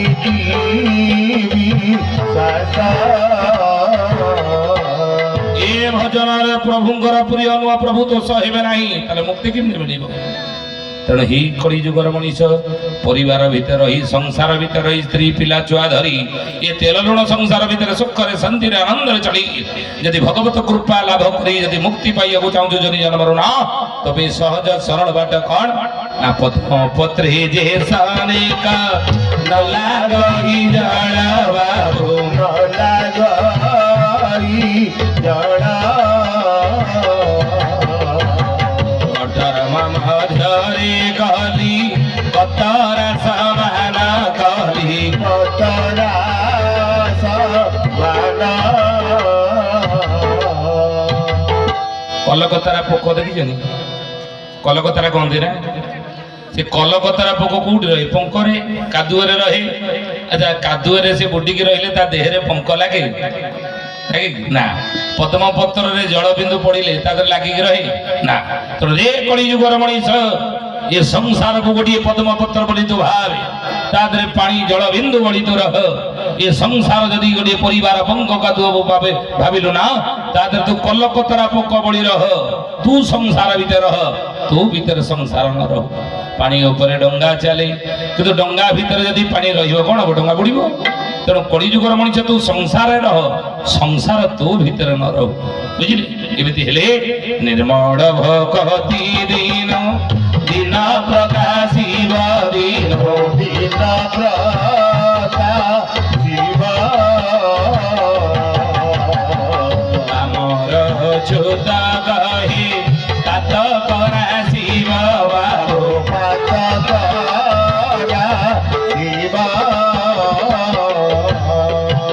ये भली निर्मल भक्ति भगवान का प्रति भीतर बाहर बुझे भक्ति आसले मुक्ति मिल मनीष जन्म मुक्ति पाई ज्ञानी गुणी मंडल ये सहज कथा नुहे ଶରୀର ଦ୍ୱାରା ସଂସାର କର୍ମ କର ମନକୁ ପ୍ରଭୁ ଠାରେ ରଖିଦେ ତାହେଲେ ପ୍ରଭୁ କୃପା ମିଳିବ। ସହଜ କଥା ନା? କାହିଁକି ସହଜ କଥା ନୁହେଁ ନା ଋଷି ମୁନି ମାନେ ଯୋଗୀନ୍ଦ୍ର ଜ୍ଞାନୀନ୍ଦ୍ର ସନ୍ଥ ମହାତ୍ମା ମହାପୁରୁଷ ମାନେ ଇ କଳିଯୁଗର ମଣିଷର ମନକୁ ମାଙ୍କଡ ସହିତ ତୁଳନା କରିଛନ୍ତି। ଏଠି ଅଛି ତ ମନ କଲିକତା ବମ୍ବେ କିନା ବୁଲି ଦେଇକି ପଳେଇ ଆସୁନି କି? ତେଣୁ ମନକୁ ଆୟତ କରିବା ମଣିଷ ପକ୍ଷରେ କଳିଯୁଗରେ ଏତେ ସହଜ କଥା ନୁହେଁ, କିନ୍ତୁ ଗୋଟେ ସହଜ ବାଟ ଅଛି। ମନ କେମିତି ପ୍ରଭୁ ଠାରେ ଲାଗିବ, ମନ କେମିତି ଭଗବାନଙ୍କ ଠାରେ ଲାଗିବ, ଉପାୟ କ'ଣ? ଉପାୟ କ'ଣ? এই ଜ୍ଞାନୀ ଗୁଣି ମଣ୍ଡଳୀ ଥରେ ଜଣେ ରାଜା ତାଙ୍କ ରାଜ୍ୟର ସମସ୍ତ ପ୍ରଜାମାନଙ୍କୁ ଦିନେ ରାଜନଅର ନିକଟକୁ ଡକେଇ ପଠେଇଲେ। ପ୍ରଜାମାନେ କହିଲେ ରାଜା ଡାକିଛନ୍ତି ଯିବାନି ନା? ରାଜନଅର ପାଖରେ ଆସିକି ପହଞ୍ଚିଗଲେ। ମଣିମା ମୁଁ କାହିଁ ଡାକିଛନ୍ତି? ନା ମୁଁ ଏଇଥିପାଇଁ ଡାକିଛି ତମମାନଙ୍କୁ ଗୋଟେ ଗୋଟେ ଛେଳି ମୁଁ ଆଜି ଦେବି। ନା ଛେଳି କ'ଣ ପାଇଁ ଛେଳି ଦେବେ? ନା ସେ ଛେଳି ମାନଙ୍କର ଯିଏ ପେଟ ପୁରେଇ କରି ଆଣିବ ତା ବଦଳରେ ଗୋଟେ ଗୋଟେ ଗୋଟେ ଗୋଟେ ସୁନା ଟଙ୍କା ମୁଁ ଦେବି। ଛେଳିର ପେଟ ପୁରିଲେ ସୁନା ଟଙ୍କା ଦେବେ? ସୁନା ଟଙ୍କା ଦାମ ବାଜିକି 40-50 ହଜାର ହେଲାଣି, କମରେ ଅଛି। ଆଉ ଛେଳିର ପେଟ ପୁରିବା ପାଇଁ ଏମିତି କେତେ କ'ଣ ଦରକାର କି? 100-200 ଟଙ୍କାର ଦାନା ଫାନା କିଣିଦେଲେ, ଏ ଡାଳ ଲଟା ଫଟା ଖୁଆଇଦେଲେ ଛେଳିର ପେଟ ଟମାଟୋ ହେଇଯିବନି କି? ସତରେ କ'ଣ ଦେବେ? କହିଲି ପୁରା ଦେବି, କିନ୍ତୁ ମୁଁ ଦେବି ଯେ ଛେଳିର ପେଟ ଯିଏ ଛେଳି ନେବ ସେ ପେଟ ପୁରେଇଛି କି ନାହିଁ ମୁଁ କେମିତି ଜାଣିବି? କେମିତି ଜାଣିବି ଆପଣ କହୁନାହାନ୍ତି? ନା ମୁଁ ଛେଳିକି କିଛି ଖାଇବାକୁ ଦେବି। ମୋ ହାତରୁ ଯଦି ଛେଳି କିଛି ନ ଖାଇଲା ଯାଇକି ମୋ ସୁନା ଟଙ୍କା ତାକୁ ଦେବି। ରାଜି ତ? ପ୍ରଜାମାନେ ଗଲେ ରାଜି। ଗୋଟେ ଗୋଟେ କରି ଛେଳି ସବୁ ନେଇକି ଘରକୁ ପଳେଇଗଲେ। 2-3 ଘଣ୍ଟା ଖଣ୍ଡେ ଡାଳ ପତ୍ର ଲଟା ଦାନା ବାନା ଛେଳିକି ଖାଇବାକୁ ଦେଲେ। ଛେଳିର ପେଟ ଟମାଟୋ ହେଇଗଲା। ଯେମିତି ଛେଳିର ପେଟ ଟମାଟୋ ହେଇଗଲା, 1-2 ଘଣ୍ଟା ଖଣ୍ଡେ ଦାନା ପାନା ଖାଇକିରି ଛେଳି ଆଉ କିଛି ଖାଇଲେନି। ଯିଏ ସବୁ ଛେଳି ନେଇଥିଲେ ଦେଖିଲେ ଛେଳି ଆଉ କିଛି ଖାଉନି, 3 ଘଣ୍ଟା ଖଣ୍ଡେ ଖାଇଲେନି। ତେଣୁ ସବୁ ଧରିକି ରଜାଙ୍କ ପାଖରେ ଆସିକି ପହଞ୍ଚିଗଲେ। ଲମ୍ବା ଧାଡ଼ି ହେଇକି ଛିଡ଼ା ହେଇଥା। ସବା ଆଗରେ ଯିଏ ଛିଡ଼ା ହେଇଥିଲା କହିଲା ମଣିମା ମୋ ଛେଳିର ପେଟ ମୁଁ ପୁରେଇ ଆଣିଛି, ଆପଣ କହିଥିଲେ ପେଟ ପୁରେଇ ଆଣିଲେ ଯାଇକି ସୁନା ଟଙ୍କା ଦେବେ, ମୋତେ ସୁନା ଟଙ୍କା ଦେଲେ ମୁଁ ଘରକୁ ଯାଇ ମୁଁ ଆଗେ ଆସିଛି। ନା ଛେଳିର ପେଟ ପୁରିଛି ଆମେ ଦେଖୁନାହାନ୍ତି ଟମାଟୋ ମୁଁ କେମିତି ଛେଳିର ପେଟ ହେଇଛି, ଆଉ କିଛି ଖାଇଲାନି ପରା। ନା ହଉ ସୁନା ଟଙ୍କା ଦେବି ଯେ ମୁଁ ଟିକେ ପରୀକ୍ଷା କରି ଦେଖେ ଛେଳିର ପେଟ ପୁରିଛି କି ନାହିଁ। ରଜା ଧରିଲେ ସେ ଲୋକଟି ହାତରୁ ବାଁ ହାତରେ ଛେଳି, ଡାହାଣ ହାତରେ ସିଜୁ ଡାଳ ଗୋଟେ ଧରିଲେ। ଆପଣ ମାନେ ଜାଣିଛନ୍ତି କି ନାହିଁ ମୁଁ ଜାଣିନି, ଛେଳି ମାନେ ଯେତେ ଖାଇଥାନ୍ତୁ ନା କାହିଁକି ତାଙ୍କୁ ସିଜୁ ଡାଳ ଦେଖିଲେ ସେ ପକୁଡ଼ି କରିବ। ଯେମିତି ରଜା ଛେଳି ମୋ ଆଗରେ ସିଜୁ ଡାଳ ଦେଖିଛନ୍ତି, ଛେଳି ଟକମକ କରି ସିଜୁ ଡାଳ ଖାଇଗଲା। ରଜା କହିଲେ ଏଇ କହୁଥିଲୁ ପରେ ଛେଳିର ପେଟ ପୁରି ଆଣିଛୁ? ନା ତା ପେଟ ପୁରିଥାନ୍ତା ଯଦି ମୋ ହାତରୁ ସିଜୁ ଡାଳ ଖାଇଥାନ୍ତା ନା, ପେଟ ପୁରିନି ବୋଲି ସିଜୁ ଡାଳ ଖାଇଲା। ଆଉ ସୁନା ଟଙ୍କା କ'ଣ ଦେବି? ଯା ଘରକୁ ଯା। ମନ ଦୁଃଖରେ ଲୋକଟି ଘରକୁ ଫେରିଗଲା। ଏଇଭଳି ସବୁ ପ୍ରଜା ମାନଙ୍କର ଛେଳି ରଜାଙ୍କ ହାତରୁ ସିଜୁ ଡାଳ ଖାଇଲେ, ଆଉ ସୁନା ଟଙ୍କା କ'ଣ ଦେବେ? ଆଉ ମନ ଦୁଃଖରେ ଘରକୁ ଫେରିଗଲେ। ଆଉ ଇଏ ସବୁ ଘଟଣା ସେଠି ଗୋଟେ ବାବାଜୀ ଛିଡ଼ା ହେଇକି ଦେଖୁଥିଲା। ବାବାଜୀ ମନେ ମନେ ଭାବିଲା କେହି ଗୋଟା ଲୋକ କ'ଣ ଛେଳିର ପେଟ ପୁରି ଆଣିପାରିଲେନି? କି କଥା ବା? ବାବାଜୀ କହିଲେ ମଣିମା ମତେ ଗୋଟେ ଛେଳି ଦେଲେ ମୁଁ ଟିକେ ଚେଷ୍ଟା କରିକି ଦେଖେ। ରଜା କହିଲେ ବାବାଜୀ ରେ ଇଏ ବଡ଼ ବଡ଼ ଗଲେ ଫସର ବାଡ଼ି, ତୁ ସାନ ଆସିଲୁ ବେସର ଗୋଟେ ବାବାଜୀ କେହି ପାରିଲେନି, ତୁ ପାରିବୁ ନା? ଚେଷ୍ଟା କରିକି ଦେଖେ। ରଜା କହିଲେ ବାବାଜୀ ମୁଁ ସତ କହୁଛି ଦେଖେ, ତୋ ଛେଳି ଯଦି ମୋ ହାତରୁ ସିଜୁ ଡାଳ ନ ଖାଇବ, ଇଏ ସବୁ ଲୋକମାନେ ଯେତିକି ସୁନା ଟଙ୍କା ନେବା କଥା ତତେ ଏକୁଟିଆ ନେଇ ଦେଇଦେବି ଯେ ମଠ ବାଡ଼ି କରିକି ଆନନ୍ଦରେ ରହିବୁ। ନା ସତ କହୁଛି ନା? କିନ୍ତୁ ତୋ ଛେଳି ଯଦି ମୋ ହାତରୁ ସିଜୁ ଡାଳ ଖାଇଲା କ'ଣ କରିବା କହ? ବାବାଜୀ କହିଲେ ମଣିମା କହୁନାହାନ୍ତି କ'ଣ କରିବି? ନା ବାବାଜୀ ତ ମୁଣ୍ଡ କାଟ ହବ, ମରିବୁ, ତୁ ରାଜି ତ? ବାବାଜୀ କହିଲେ ରାଜି। ଧରିଲା ବାବାଜୀ ଛେଳି ରଜାଙ୍କ ହାତରୁ ମଠକୁ ନେଇଗଲା। ବାବାଜୀ ଦେଖିଥିଲା ଲୋକମାନେ ଛେଳି ମାନଙ୍କୁ ପ୍ରଜାମାନେ ଯେତେ ପେଟ ଭରି ଖାଇବାକୁ ଦେଇଥାନ୍ତୁ ନା କାହିଁକି, ରାଜା ସିଜୁ ଡାଳ ଦେଖିଲେ ସେ ପାଗୁଳି କରି ଖାଇଦଉଛି। ତେଣୁ ବାବାଜୀ ଯୋଉ ଛେଳି ନେଇଥିଲା କିଛି ଛେଳିକି ସକାଳୁ ଖାଇବାକୁ ଦେଲାନି। ମଠର ଗୋଟେ ଖୁଣ୍ଟରେ ବାବାଜୀ ଛେଳିକି ବାନ୍ଧିଦେଲା। ବାଁ ହାତରେ ଗୋଟେ ସିଜୁ ଡାଳ ଧରିଲା, ଡାହାଣ ହାତରେ ଗୋଟେ ଦଣ୍ଡା ବା ବାଡ଼ି ବାବାଜୀ ଧରିଲା। ଛେଳି ମୋ ପାଖରେ ଯେମିତି ଏମିତି ସିଜୁ ଡାଳ ଦେଖେଇଛି, ଯେମିତି ଛେଳି ମୁହଁ ନେଇଛି ସିଜୁ ଡାଳ ଖାଇବା ପାଇଁ, ବାବାଜୀ ଧରିଥିଲା ଡାହାଣ ହାତରେ ବାଡ଼ି, ଭଡିକିନି ତା ମୁହଁରେ ପାହାର ପକେଇଦେଲା। ଛେଳି ଆଉ ସିଜୁ ଡାଳ କ'ଣ ଖାଇବ? ପଟିକିନି ମୁହଁ ପଟକୁ ବୁଲେଇଦେଲା।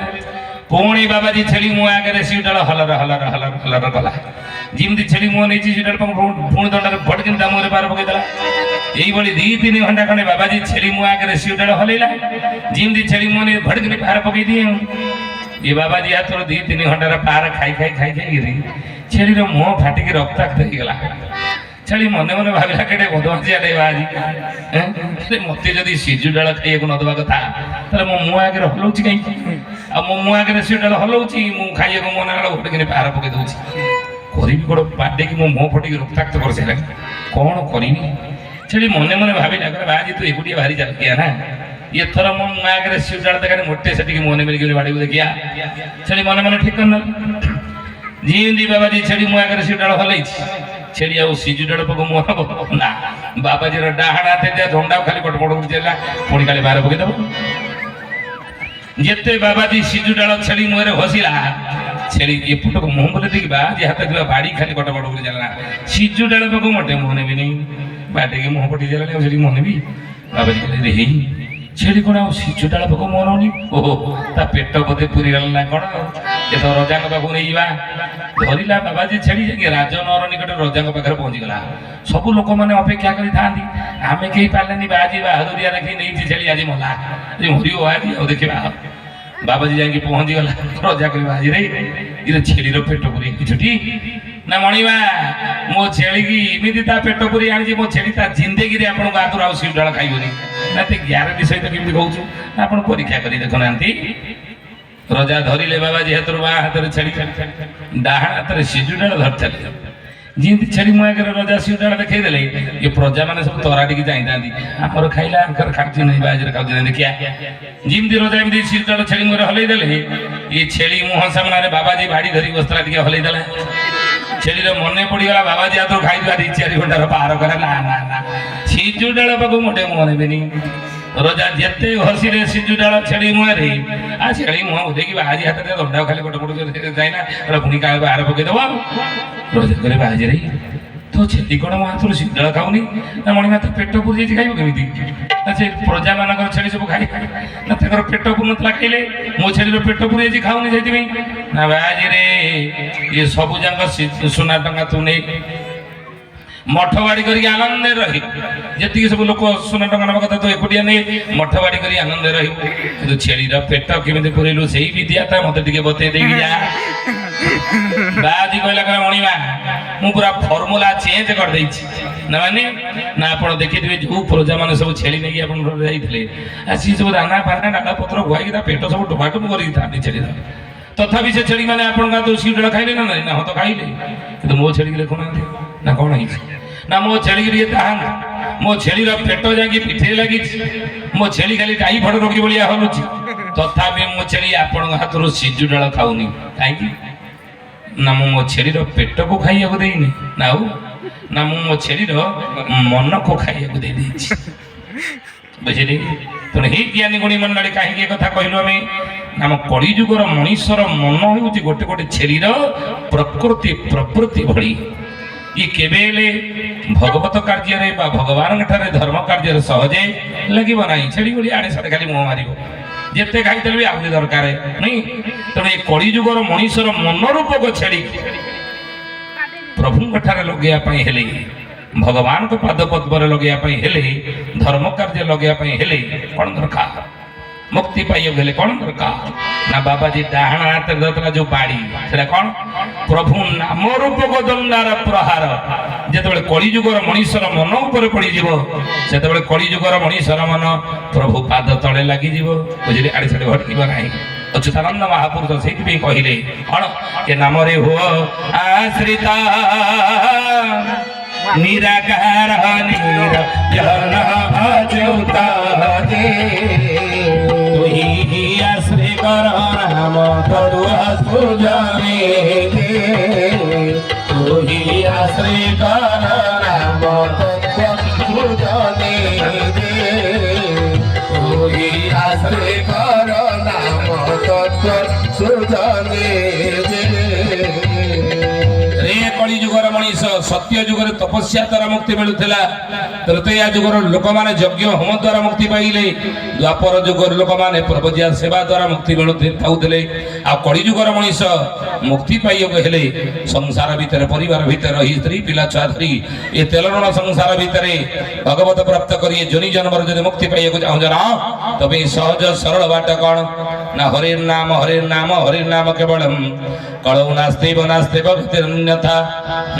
ପୁରା ନାରଦ ଗ୍ରନ୍ଥରେ କଥା ଲେଖା ଅଛି। ଚୈତନ୍ୟ ମହାପ୍ରଭୁ ସେଇଥିପାଇଁ କହିଲେ, କଣ କହିଲେ କି ନାମ ବ୍ରହ୍ମ ନାମ ବ୍ରହ୍ମ ସାର, ନାମ ବ୍ରହ୍ମ ସାର, ନାମ ବ୍ରହ୍ମ ବିନୁ ଜୀବ ଭବ ନହି ପାର। ସେ ନାମ ବ୍ରହ୍ମ ବିନୁ ଜୀବ ଭବ ନୁହେଁ ପାର। ନାମ ବ୍ରହ୍ମ ବିନୁ ଜୀବ ଭବ ନହି ପାର। ସେ ନାମ ବ୍ରହ୍ମ ତାଳି ତାଳି ହୁଳାହୁଳି ହରିବ। ନୁହେଁ ପାର। ନାମ ବ୍ରହ୍ମ ସାର, ନାମ ବ୍ରହ୍ମ ସାର, ନାମ ବ୍ରହ୍ମ ବିନୁ ଜୀବ ଭବ ନହି ପାର। ନାମ ବ୍ରହ୍ମ ବିନୁ ଜୀବ ଭବ ନୁହେଁ ପାର। बोल भक्त वत्सल भगवान की, जगत जननी संकट हारिणी मां तारिणी ठाकुराणी की। ताले 2 मिनिट प्रभुंकर नाम कीर्तन आम करवा। कलिजुगर जदि नाम होउची सार, नाम रे मुक्ति मिलिबो नहीं तो 2 मिनिट नाम कीर्तन करना हैला। राधे राधे जपा करो, कृष्ण नाम रस पिया करो। ओ राधे राधे जपा करो, कृष्ण नाम रस पिया करो। राधे राधे राधे राधे राधे राधे राधे राधे राधे राधे राधे राधे राधे राधे राधे राधे राधे राधे जपा करो, कृष्ण नाम रस पिया करो। राधे राधे जपा करो, कृष्ण नाम रस पिया करो। हाथरे ताली मारंदु। भगवान को नारद पचाले, हे प्रभु जोंडी सत्संग हेउथिबो, आपणक नामर भजन जड़ार कीर्तन हेउथिबो, प्रभु कौन सेठी आपण रहंती ना? हम सेठी थाए ना? सेठी कोउठी थांती ना? नारद रे कार्तियाम तिष्ठामि हम ना, माने ना कार्तियाम कहले ताली, जे माने हाथरे ताली मारी मो नाम कीर्तन करूथेबे। हे नारद सेई श्रोता मानकर ताली रे मोर हे।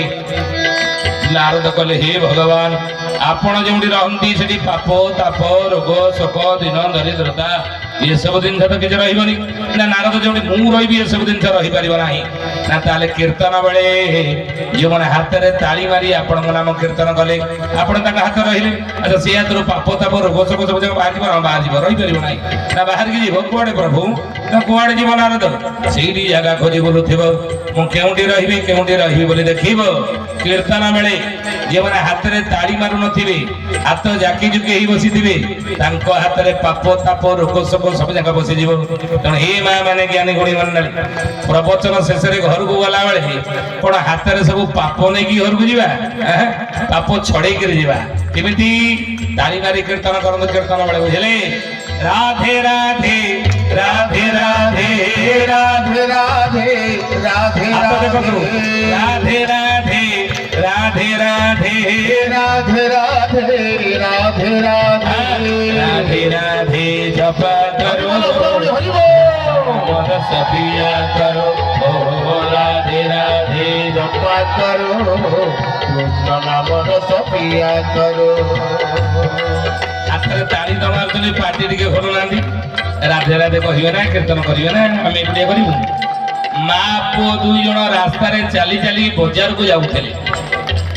सेई बाट देखी मशाण की गोटे शवटा जाउथला। पुओ पचाला ता माँ को, हे माँ ये 4 जण लोक जाक का गोटे कांधई चंदी ऊपर गोटे लोकड़ी सोई कौन ये? माँ कहला धन रे ये 4 जण लोक को शव बाहक कहती ना? ऊपर जी सोई ना सेटा शवटा ना नौजने कोड़े ना मशाणी ना मशाणी ना पोड़ी देगी तक आस ना लोकटा को पोड़ी देवे ना? ये से मल्ला लोकटा ता भीतर प्राण ना मुर्दारटा घरे रहिले 4-5 दिन पर पचिकी गंध हम नौजने मशाणी रे पोड़ी देवे। एमती हरि नाम सत्य राम नाम सत्य कहउछनी कहीं ना कहबिनी? ताको बुझौछनी बाबू रे संसार को आसीथिलु रे मुढ़ात्मा, जहा कि जीवन कमेलु घर कोटा गाड़ी जमी बाड़ी स्त्री पिला किए सांगे गले ना? आसीथिलु खाली हाथ जाऊछ। देख गोटे जिन जाऊँच सत्य, राम नाम सत्य हरि नाम सत्य। दुनिया रे सब किछि मिछ रे बाबा। ଏଇ କଥାକୁ ଏହା ପର ଜନ୍ମରେ ଭୁଲିବୁ ନାହିଁ, ଭଗବାନଙ୍କୁ ଭୁଲିବୁ ନାହିଁ, ତାଙ୍କ ନାମକୁ ଭୁଲିବୁ ନାହିଁ। ମନେ ରଖିଥା, ସେ ମୁଢା ଆତ୍ମାଙ୍କୁ 4 ଜଣ ବୁଝାଉଛନ୍ତି। ପୁଅ ପଚାରିଲା, ହେ ମା, ଇଏ 4 ଜଣ ଲୋକ ଯାକ ହରି ନାମ ସତ୍ୟ ରାମ ନାମ ସତ୍ୟ କହୁଛନ୍ତି, ଯିଏ କାନ୍ଧେଇଛନ୍ତି, ଉପରେ ଯୋଉ ଲୋକଟି ଶୋଇଛି ସେ କାହିଁ କହୁନି? ଏଟା ମଲା ଲୋକଟା, ଏଟା ମୁର୍ଦାରଟା, ସିଏ କଣ କହିବ? ଆଉ କିଛି ସମୟ ପରେ ମଶାଣିରେ ସେ ପୋଡ଼ା ହବ, ସେ ପାଟି ଖୋଲି ପାରିବନି। ଆମେ କାହିଁକି ଏ କଥାଟା କହିଲୁ କହିଲି? ଆମେ ରାଧେ ରାଧେ କହିକି କୀର୍ତ୍ତନ କରୁଛୁ। ଆପଣମାନେ ଯଦି ଆମ ପଛେ ପଛେ ରାଧେ ରାଧେ ନ କହିଲେ, ପାଳି ଯଦି ନ ଧରିବେ, କି ପାଟି ଯଦି ନ ଖୋଲିବେ, ପାଟି ବନ୍ଦ କରିକି ବସିବେ, ଆମେ ଭାବିବୁ ଉପରେ ଯୋଉ ଭଳି ଲୋକଟି ଶୋଇନଥିଲା, ଜୀବନ ପାଟି ବନ୍ଦ କରିକି ବସିଛନ୍ତି, ତାଙ୍କ ଅବସ୍ଥା ପ୍ରାୟ ସେଇଭଳିଆ ହେଇଯାଇଛି ନା କଣ? ଆମେ ମଲା ଲୋକ ନା ବଞ୍ଚିଲା ଲୋକ? ବଞ୍ଚିଛେ ନା ମରିଛେ? ଆମେ କରିକି ଦେଖେଇବା ହେଲା। ରାଧେ ରାଧେ ରାଧେ ରାଧେ ରାଧେ ରାଧେ রাধে রাধে রাধে রাধে রাধে রাধে রাধে রাধে রাধে রাধে রাধে রাধে জপা করো, কৃষ্ণ রস পিয়া করো, রাধে রাধে জপা করো, কৃষ্ণ নাম রস পিয়া করো। ଜୀବନରେ ଯେଉଁ 4ଟି ଜିନିଷ କମେଇବା ଦରକାର, ରୋଜଗାର କରିବା ଦରକାର, ଅର୍ଜନ କରିବା ଦରକାର, ଧର୍ମ ଅର୍ଥ କାମ ମୋକ୍ଷ, ଏ 4ଟା ଭିତରେ ଶ୍ରେଷ୍ଠ କି ନା ଧର୍ମ। ଆଉ ଯେବେ ଯେବେ ଧର୍ମର ଗ୍ଲାନି ହେଇଛି, ଅଧର୍ମ ବଢିଛି, ଅରାଜକତା ଅନୀତି ବଢିଛି, ପୃଥିବୀ ବକ୍ଷରେ ପାପର ଭାର ସହିବା ଅସହ୍ୟ ହେଇଛି, ସେତେବେଳେ ଭଗବାନ ଧର୍ମର ରକ୍ଷା ପାଇଁ, ଧର୍ମ ସ୍ଥାପନ କରି ଅଧର୍ମର ବିନାଶ କରିବା ପାଇଁ, ପୃଥିବୀ ବକ୍ଷରୁ ପାପର ଭାରକୁ ଲାଘବ କରିବା ପାଇଁ କଣ କରିଛନ୍ତି? ଅବତାର ନେଇଛନ୍ତି। ଅରୂପର ରୂପ, ନିରାକାର ନରାକାର, ନିର୍ଗୁଣରୁ ସଗୁଣ, ଯୁଗେ ଯୁଗେ ହେଇଛନ୍ତି। ଭାଗବତ ଲେଖିଲେ କି ଯୁଗ ଯୁଗ পথে পরমানন্দ এই জগতে রাধে গোবিন্দ গোবিন্দ গোবিন্দ মধুবা রুচি মকরন্দ দুষ্টনি ভারি সন্থ বাড়ো, নাথ পরম দয়াড়ো। রাধে গোবিন্দ গোবিন্দ গোবিন্দ মধুবা রুচি মকরন্দ আনন্দে বলা হরি হরি, হরি হরি ভবপারি। রাধে গোবিন্দ গোবিন্দ গোবিন্দ মধুবা রুচি মকরন্দ ଦୁଷ୍ଟ ବିନାଶ କରି, ସନ୍ଥ ପାଳନ କରିବା ପାଇଁ ଓ ଧର୍ମର ବିନାଶ କରି ଧର୍ମ ସ୍ଥାପନ ପାଇଁ, ପୃଥିବୀ ବକ୍ଷରୁ ପାପର ଭାର ଲାଘବ କରିବା ପାଇଁ ପ୍ରଭୁ ଯୁଗେ ଯୁଗେ ରୂପରୁ ରୂପ, ନିରାକାର ନରାକାର ହେଇକି ଅବତାର ନେଇଛନ୍ତି। କେତେ ବାର ଅବତାର ନେଇଛନ୍ତି 4 ଯୁଗରେ ଭଗବାନ କହିଲେ। ଭାଗବତ ଆପଣମାନେ ପଢିଥିବେ। ଭାଗବତରେ ଭଗବାନଙ୍କର ଅନେକ ଅବତାର ବର୍ଣ୍ଣନା ରହିଛି। ଆଉ ସେ ଅନେକ ଅବତାର ଭିତରେ 4 ଯୁଗରେ ପ୍ରଭୁଙ୍କର ଅବତାର ସଂଖ୍ୟା ଭାଗବତରେ ଲେଖା ହେଇଛି କେତେ? 32। ସେ 32 ଅବତାର ପ୍ରଭୁଙ୍କର 24 ଅବତାର ହେଉଛି ଶ୍ରେଷ୍ଠ। କଣ କଣ? ପ୍ରଥମ ଅବତାର ପ୍ରଭୁଙ୍କର ସନକ ସନନ୍ଦନ ସନତ କୁମାର ସନାତନ, ଯେଉଁମାନେ ଭାଗବତ ପଢିଥିବେ ଜାଣିଥିବେ। ପ୍ରଭୁଙ୍କର ଦ୍ୱିତୀୟ ଅବତାର ହେଉଛି ବରାହ ଅବତାର, ତୃତୀୟ ଅବତାର ନାରଦ ଅବତାର, ଚତୁର୍ଥ ଅବତାର ନର ନାରାୟଣ ଅବତାର, ପଞ୍ଚମ ଅବତାର କପିଳ ଦେବ ଅବତାର, ଷଷ୍ଠ ଅବତାର ଦତ୍ତାତ୍ରେୟ ଅବତାର, ସପ୍ତମ ଅବତାର ଯଜ୍ଞ ଅବତାର, ଅଷ୍ଟମ ଅବତାର ଋଷଭ ଦେବ ଅବତାର, ନବମ ଅବତାର ପୃଥ୍ୱୀ ଅବତାର, ଦଶମ ଅବତାର ମତ୍ସ୍ୟ ଅବତାର, 11 ଅବତାର କଚ୍ଛପ ଅବତାର, 12 ଅବତାର ଧନ୍ୱନ୍ତରୀ ଅବତାର, 13 ଅବତାର ପ୍ରଭୁଙ୍କର ମୋହିନୀ ଅବତାର, 14 ଅବତାର ନରସିଂହ ଅବତାର, 15 ଅବତାର ବାମନ ଅବତାର, 16 ଅବତାର ପରଶୁରାମ ଅବତାର, 17 ଅବତାର ବେଦବ୍ୟାସ ଅବତାର, 18 ଅବତାର ପ୍ରଭୁଙ୍କର ରାମ ଅବତାର, 19 ଅବତାର ପ୍ରଭୁଙ୍କର ବଳରାମ ଅବତାର, 20 ଅବତାର ପ୍ରଭୁଙ୍କର କୃଷ୍ଣ ଅବତାର, 21 ଅବତାର ପ୍ରଭୁଙ୍କର ହରି ଅବତାର, 22 ଅବତାର ପ୍ରଭୁଙ୍କର ହଂସା ଅବତାର, 23 ଅବତାର ପ୍ରଭୁଙ୍କର ବୁଦ୍ଧ ଅବତାର, 24 ଅବତାର ଭଗବାନଙ୍କର କଣ? ଛତିଆ ବଟର ହରିଦାସ ମହାପୁରୁଷ ଲେଖିଲେ, କଳଙ୍କି ରୂପକୁ ଧରିଲ ବାଉଳ, କଳା ଧଳା ଘୋଡ଼ା ଚଢି, କୃଷ୍ଣ ବଳରାମ ବେଶ ସଙ୍ଗାରି, 12 ହାତ ଖଣ୍ଡା ଧରି। জয় জগন্নাথ পতিত পাবন ওড়িশা বড় ঠাকুর কল্পমঠবাসী প্রভু ব্রহ্ম রাশি গড়ি কলু সনাতন এ নাহি বেশি বেড় আউল বৌল, নিকটে হইব দেখা।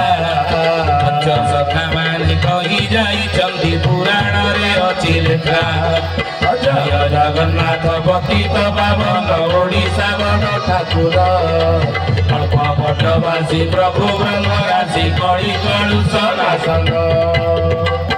ଛତିଆଗଡ଼ର ହାଡ଼ିଦାସ ମହାପୁରୁଷ ଲେଖିଲେ ପ୍ରଭୁଙ୍କ ଏ ଭାଗବତରେ ଲେଖା ହେଇଛି, ଆମେ ମନର କହୁନୁ। ଭାଗବତ ପଢ଼ିଥିବେ ଆପଣ ଦେଖିଥିବେ, ଭଗବାନଙ୍କ 24 ଅବତାର ବର୍ଣ୍ଣନା ରହିଛି। କିନ୍ତୁ ଜୟଦେବ ତାଙ୍କର ଗୀତ ଗୋବିନ୍ଦରେ 10 ଅବତାରରେ କେଉଁ କେଉଁ ଅବତାରକୁ ରଖିଲେ? ପ୍ରଥମ ଅବତାର ପ୍ରଭୁଙ୍କର ମତ୍ସ୍ୟ ଅବତାର, ଦ୍ୱିତୀୟ ଅବତାର ପ୍ରଭୁଙ୍କର କଚ୍ଛପ ଅବତାର, ତୃତୀୟ ଅବତାର ପ୍ରଭୁଙ୍କର ବରାହ ଅବତାର, ଚତୁର୍ଥ ଅବତାର ପ୍ରଭୁଙ୍କର ନରସିଂହ ଅବତାର, ପଞ୍ଚମ ଅବତାର ପ୍ରଭୁଙ୍କର ବାମନ ଅବତାର, ଷଷ୍ଠ ଅବତାର ପ୍ରଭୁଙ୍କର ପରଶୁରାମ ଅବତାର, ସପ୍ତମ ଅବତାର ପ୍ରଭୁଙ୍କର ରାମ ଅବତାର, ଅଷ୍ଟମ ଅବତାର ପ୍ରଭୁଙ୍କର ବଳରାମ ଅବତାର, ନବମ ଅବତାର ପ୍ରଭୁଙ୍କର ବୁଦ୍ଧ ଅବତାର, ଦଶମ ଅବତାର ପ୍ରଭୁଙ୍କର କଳିକି ଅବତାର। ମତ୍ସ୍ୟ କଚ୍ଛପ ବରାହ ନରସିଂହ ବାମନ ପରଶୁରାମ ରାମ ବଳରାମ ବୁଦ୍ଧ କଳିକି ନେଇ ଶେଷ ଅବତାର ପ୍ରଭୁଙ୍କର କଳିକି ଅବତାର। ଜ୍ଞାନୀ ଗଣି ମଣ୍ଡଳୀ ଇଏ କେତେବେଳେ ହେବେ? ଆମେ କହୁଥିଲୁ କଳିଯୁଗରେ ଧର୍ମ ଅଛି ଏକବାଦ ସତ୍ୟ, ଅସୁର ହେଇଗଲା ଏକ ଅକ୍ଷର ବିଷ୍ଣ ମୁଁ। ଇଏ ମୁଁ ରୂପକ ଅସୁରକୁ ମାରି କଳିଯୁଗରେ ଧର୍ମ ରକ୍ଷା କରିବା ପାଇଁ ମୋ ପ୍ରଭୁ ବାଧ୍ୟ ହୋଇକି ଏକ ଅକ୍ଷର ଅବତାର ନେବେ। ସେ ଏକ ଅକ୍ଷର କଣ ନା ପ୍ରଣବ ମଧ୍ୟରେ ରହିଲେ ତିନି ଯୁଗରେ ପ୍ରଭୁ, ପ୍ରଣବତା ମଧ୍ୟ ଦେଖିଲେ ରାମ ପରତେ ଯିବ, প্রণবতা মধ্যে দেখিলে রাম পরতে দিব, প্রণবতা মধ্যে দেখিলে রাম পরতে দিব। প্রণব ମଧ୍ୟରେ ରହିଲେ ତିନି ଯୁଗରେ ପ୍ରଭୁ, ପ୍ରଣବ ତା ମଧ୍ୟ ଦେଖିଲେ ରାମ ପରତେ ଯିବ। ଅଚ୍ୟୁତାନନ୍ଦ ଲେଖିଲେ ମାଳିକାରେ। ପ୍ରଣବ କହିଲେ କଣ? ପ୍ରଣବ ମାନେ କଣ? ମହାପୁରୁଷ ମାଳିକାରେ ଲେଖିଛନ୍ତି କଣ କହିଲେ? ମେଦିନୀର ଭାରା ହରିବା ମଞ୍ଚେ ଜାତ ହେଲେ বলি সাই ଏତେ କହିଲେ হে ଘାଟରେ ଯୁଗଟି ପଡ଼ିବ ଏ କଥା ଜାଣିଥା ତୁହି ସେ গোবরা ঘাটরে যুগটি পড়িব এ কথা জানি থা মেদিনীর ভার হরিয়া পাই মঞ্চে জাত হবে মানব দেহী, মানব দেহরে জন্ম হয়েছে যুগে যুগে কলিযুগের মধ্যে হবে কি সেই ত্রেতয়ারে রাম লক্ষ্মণ এই বড় দেব শ্রী হরি দান সেই রূপনীরা শিশু বেদ উপরে আসন সেই প্রাণ বাহু তার সেই শিশু বেদ উপরে আসন সেই প্রাণ বাহু ସେହି ଶିଶୁ ବେଦ ଉପରେ ଆସନ ସେହି ପ୍ରଣବ ଓଂକାର। ଯେ ପ୍ରଣବ କହିଲେ କଣ? ଓଂକାର। ଓଂକାର କୁ ପ୍ରଣବ କହନ୍ତି। ଅଚ୍ୟୁତ ଲେଖିଲେ କି କ୍ଷୀର ବି ଅଇଁଠା, ନୀର ବି ଅଇଁଠା, ଆବର ଅଇଁଠା ବେଦ, পৌরলো আবরণ বেদ হরিনাম গোটি সহজে অইঁঠা, নি অইঁঠা কেউ পদ। জয় জগন্নাথ পতিত পাবন ওড়িশা বড় ঠাকুর কপটবাসী প্রভু ব্রহ্মরাশি কলি করুষ নাশন କ୍ଷୀର ବି ଅଇଁଠା। କ୍ଷୀରଟା ଅଇଁଠା ହେଇନି? କେମିତି କ୍ଷୀରଟା ଅଇଁଠା ହେଲା କହିଲେ? ଅଇଁଠା ହେଲା କେମିତି? ଅଇଁଠା କଲା କି ବାଛୁରୀ? ଗାଈ ଦୁହିଁବା ପୂର୍ବରୁ ବାଛୁରୀ ରଖିଲେ କ୍ଷୀରକୁ ଅଇଁଠା କରିଦେଲା। ନୀର ବି ଅଇଁଠା, ନୀର କଲେ ପାଣି, ପାଣିଟା ଅଇଁଠା କେମିତି ହେଲା? ସାପ ବେଙ୍ଗ କୁମ୍ଭଡ଼ା ମାଛ ପାଣିରେ ରହିଲେ ଅଇଁଠା କରିଦେଲେ। ଆବର ଅଇଁଠା ବେଦ, ବେଦ କହିଲେ କଣ? ଜ୍ଞାନ। ଏ ବେଦଟା କେମିତି ଅଇଁଠା ହେଲା? ମୁଁ ଯାଇଥିଲି ଭୁବନେଶ୍ୱର ମ୍ୟୁନିସିପାଲିଟି ସ୍କୁଲକୁ, ଭୁବନେଶ୍ୱରରେ ଗୋଟେ ଷଷ୍ଠ କ୍ଲାସ ପିଲାକୁ ପଚାରିଲେ, ମୁଁ କହିଲି ବାପା କହିଲୁ ଆମ ଭାରତୀୟ ସଂସ୍କୃତିରେ ଗୀତା କଣ?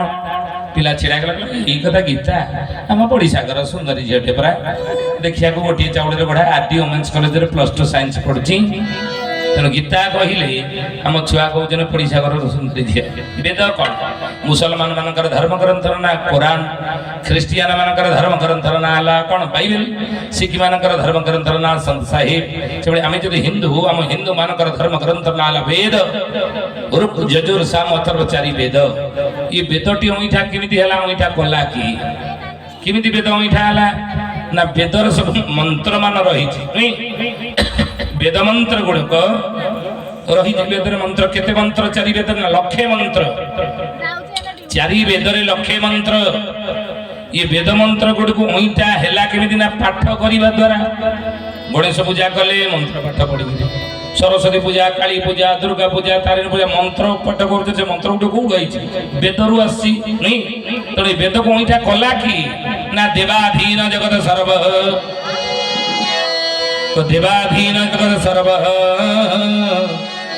मंत्राधीन च देवता ते मंत्र ब्राह्मणाधीन ब्राह्मण मम देवता ये जगत हूँ देवता मानकर अधीन आउ से देवता माने मंत्र शक्तिर अधीन मंत्र बोलिले देवता माने कौन आसी जाते आवाहन कले आसी जाते नहीं आउ ते मंत्र ब्राह्मणाधीन ये मंत्र गुड़िक ब्राह्मणर अधीन ब्राह्मण मम देवता मर्त्यर देवता हूँ ब्राह्मण नहीं हे ज्ञानी गुणी मंडली ये वेद मंत्र गुड़िक ब्राह्मण माने पढ़ा द्वारा अईटा वेद मंत्र को अईटा कले कि ब्राह्मण मान तेणु क्षीर भी अईटा नीर भी अईटा आबर अईटा वेद ये हरि नाम गोटी सहजे अईटा नि अईटा क्यों पद हरि नाम टी अईटा हरि नाम कहले कौन कृष्ण हरि नाम कहले कौन राम नहीं ये हरि नामटा अईठा है केमी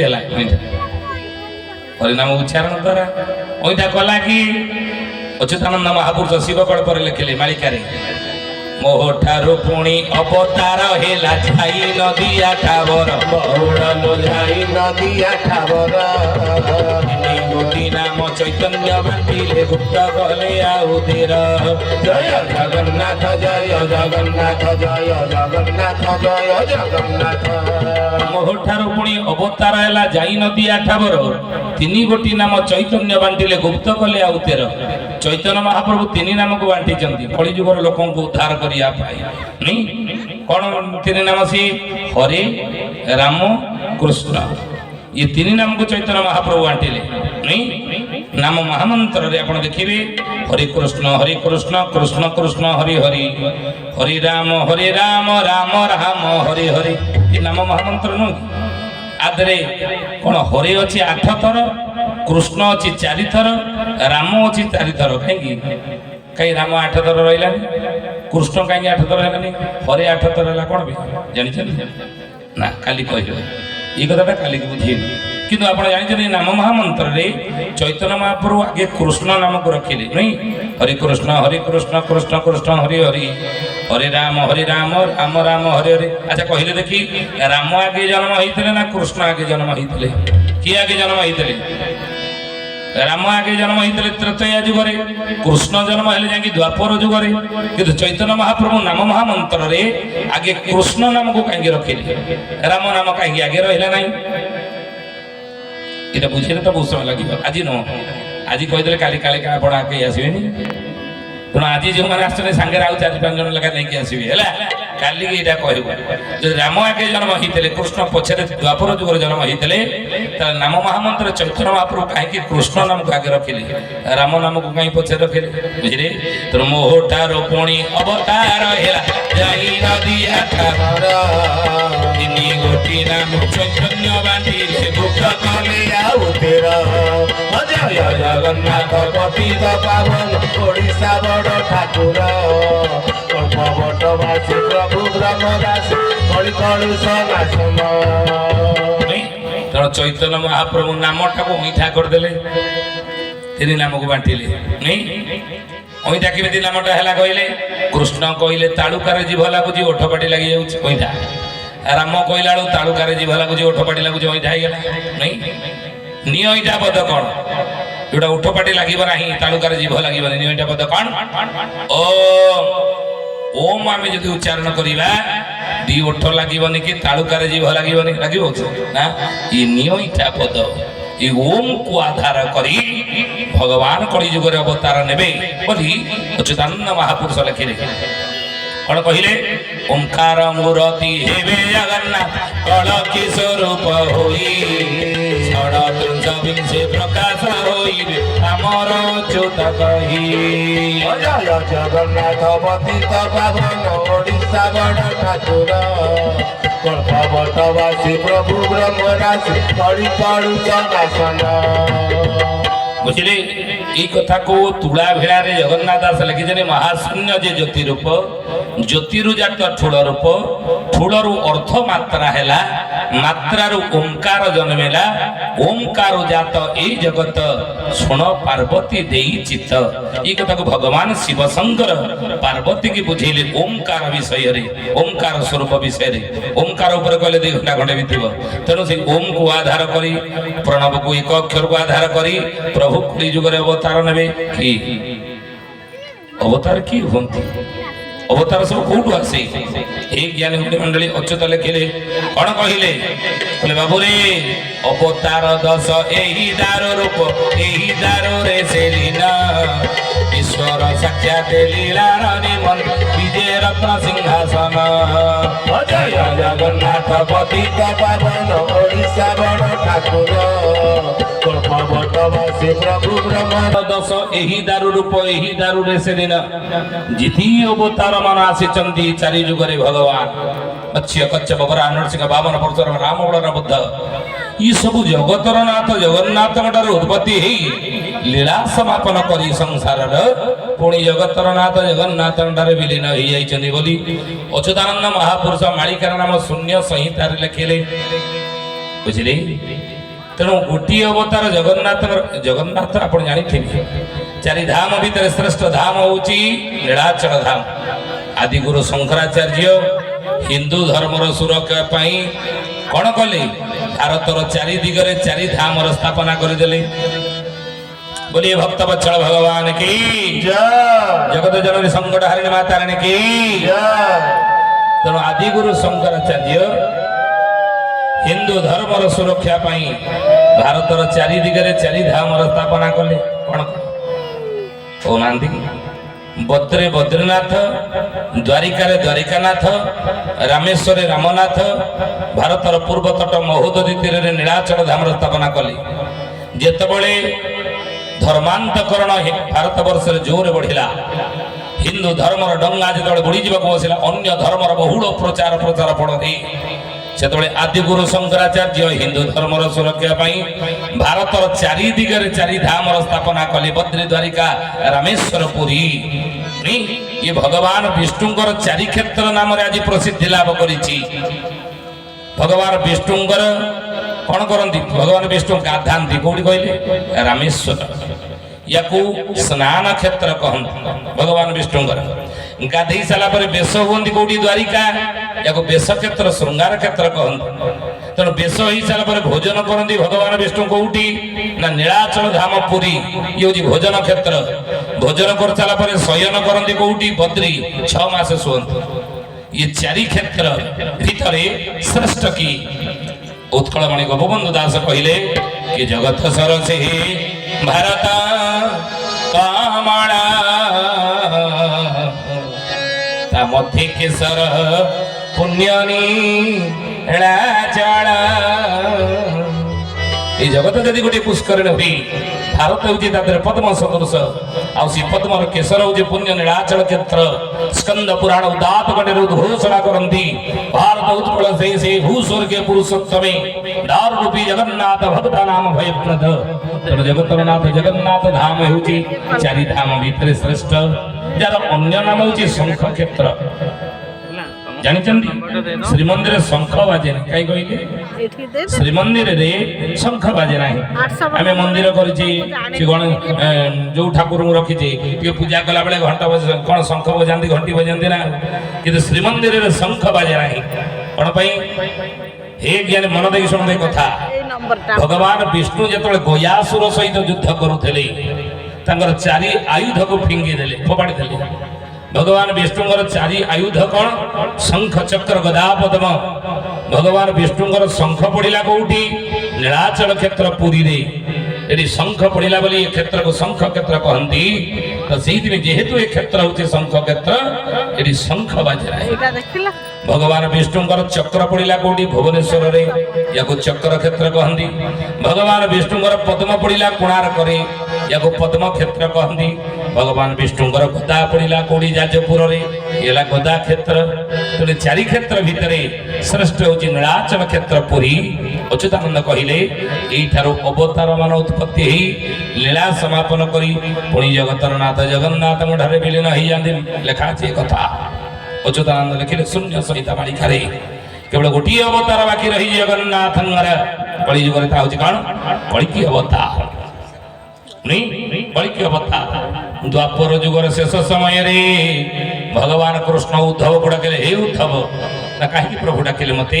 ନା ଜଳି ଦୁଆ କି ଜଳି ଦୁଆ ଠିକାନା ସଜୀବ ମୋର ନିବାସ ମାତ୍ର ଥିବ ରାଧେ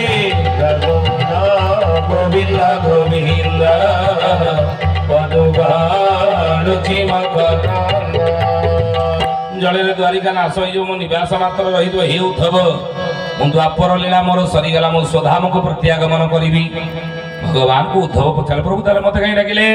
ନା ମୋ ଠାରେ ଯୋଉ ବ୍ରହ୍ମ ଜ୍ଞାନ ମାନ ଅଛି, ଏ ଉଦ୍ଧବ ମୁଁ ଚାଲିଗଲେ ମୋ ସହିତ ମୋ ବ୍ରହ୍ମ ଜ୍ଞାନ ମାନ ଚାଲିଯିବ।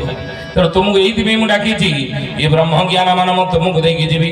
ମୁଁ ଚାଲିଗଲା ପରେ ଏ ବ୍ରହ୍ମ ଜ୍ଞାନ ମୋର ଯଦି ତୁମ ପାଖରେ ଥିବ, ତୁମ ଦ୍ୱାରା ସଂସାରବାସୀ ମାନେ ଏ ବ୍ରହ୍ମ ଜ୍ଞାନ ପାଇ ସଂସାର ତରିବାର ବାଟ ପାଇଯିବେ। ନା ତାହେଲେ ଉଦ୍ଧବ ପଚାରିଲେ, ପ୍ରଭୁ ଆପଣ ଯଦି ଦ୍ୱାପର ଲୀଳା ସମାପନ କରି ସୁଧାମକୁ ଚାଲିଯିବେ, ଦ୍ୱାପର ପରେ କଳି ଯୁଗ ଆସିବ, ସେ କଳି ଯୁଗରେ ଧର୍ମ ସ୍ଥାପନା କରିବେ କେମିତି? ଭଗବାନ କହିଲେ, ହେ ଉଦ୍ଧବ, ପୁଣି କଳି କାଳେ ମୋହି ତାରୁ ବ୍ରହ୍ମ ରୂପେ ସାଥୀ ସତରଙ୍ଗ ମେଳେ କଳ୍ପବଟ ମୂଳେ ସାଥୀ ସତରଙ୍ଗ ମେଳେ କଳ୍ପବଟ ମୂଳେ ସାଥୀ ସତରଙ୍ଗ ମେଳେ କଳ୍ପବଟ ମୂଳେ ପୁଣି କଳି କାଳେ ମୋହି ଦାରୁ ବ୍ରହ୍ମ ରୂପେ ସାଥୀ ସତରଙ୍ଗ ମେଳେ କଳ୍ପବଟ ମୂଳେ।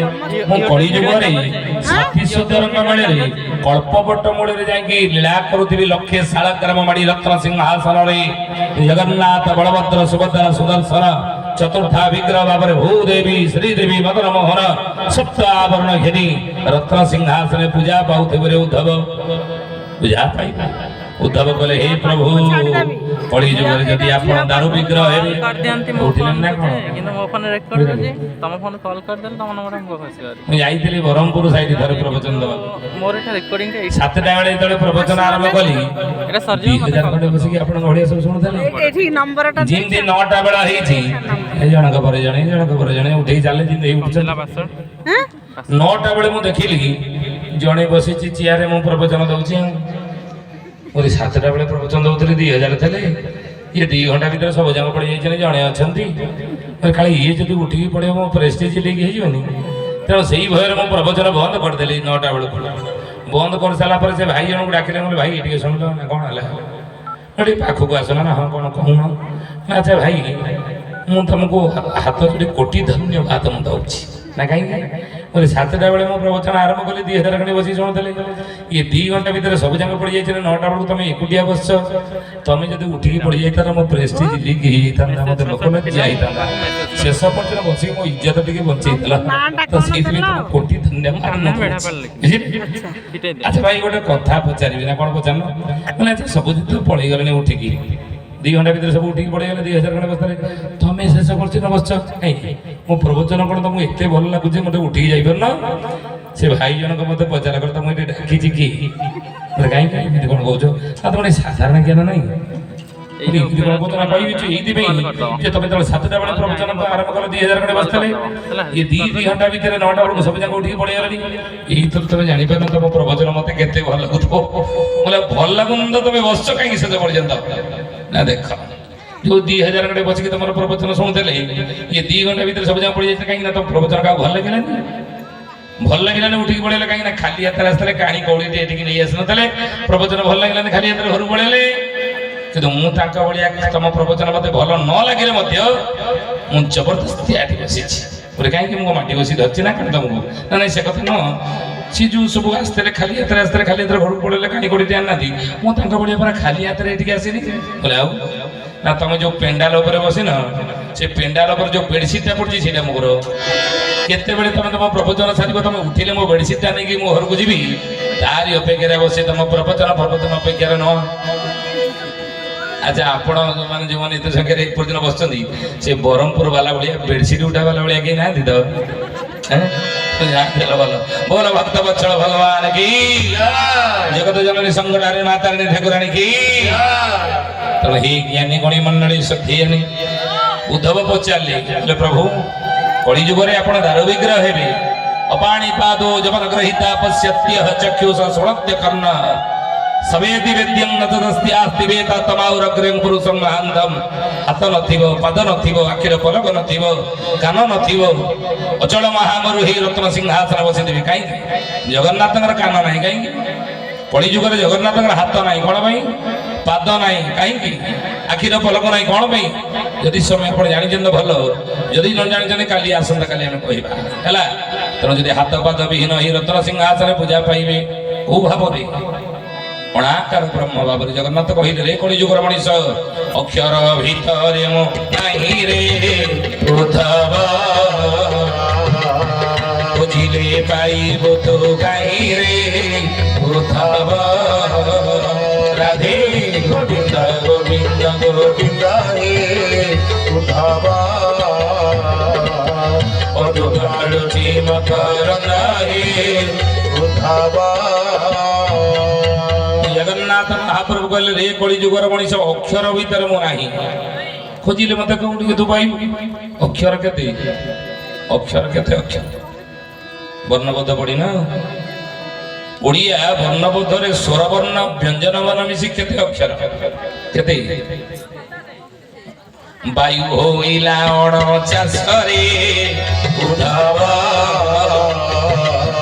ଅକ୍ଷର ହୋଇଲା 50ରେ ଉଦ୍ଧବ ରାଧେ ଗୋବିନ୍ଦ ଗୋବିନ୍ଦ ଗୋବିନ୍ଦ ହେ ଉଦ୍ଧବ ଅଧୁଗାଳୁଛି ମକର ହେ ଉଦ୍ଧବ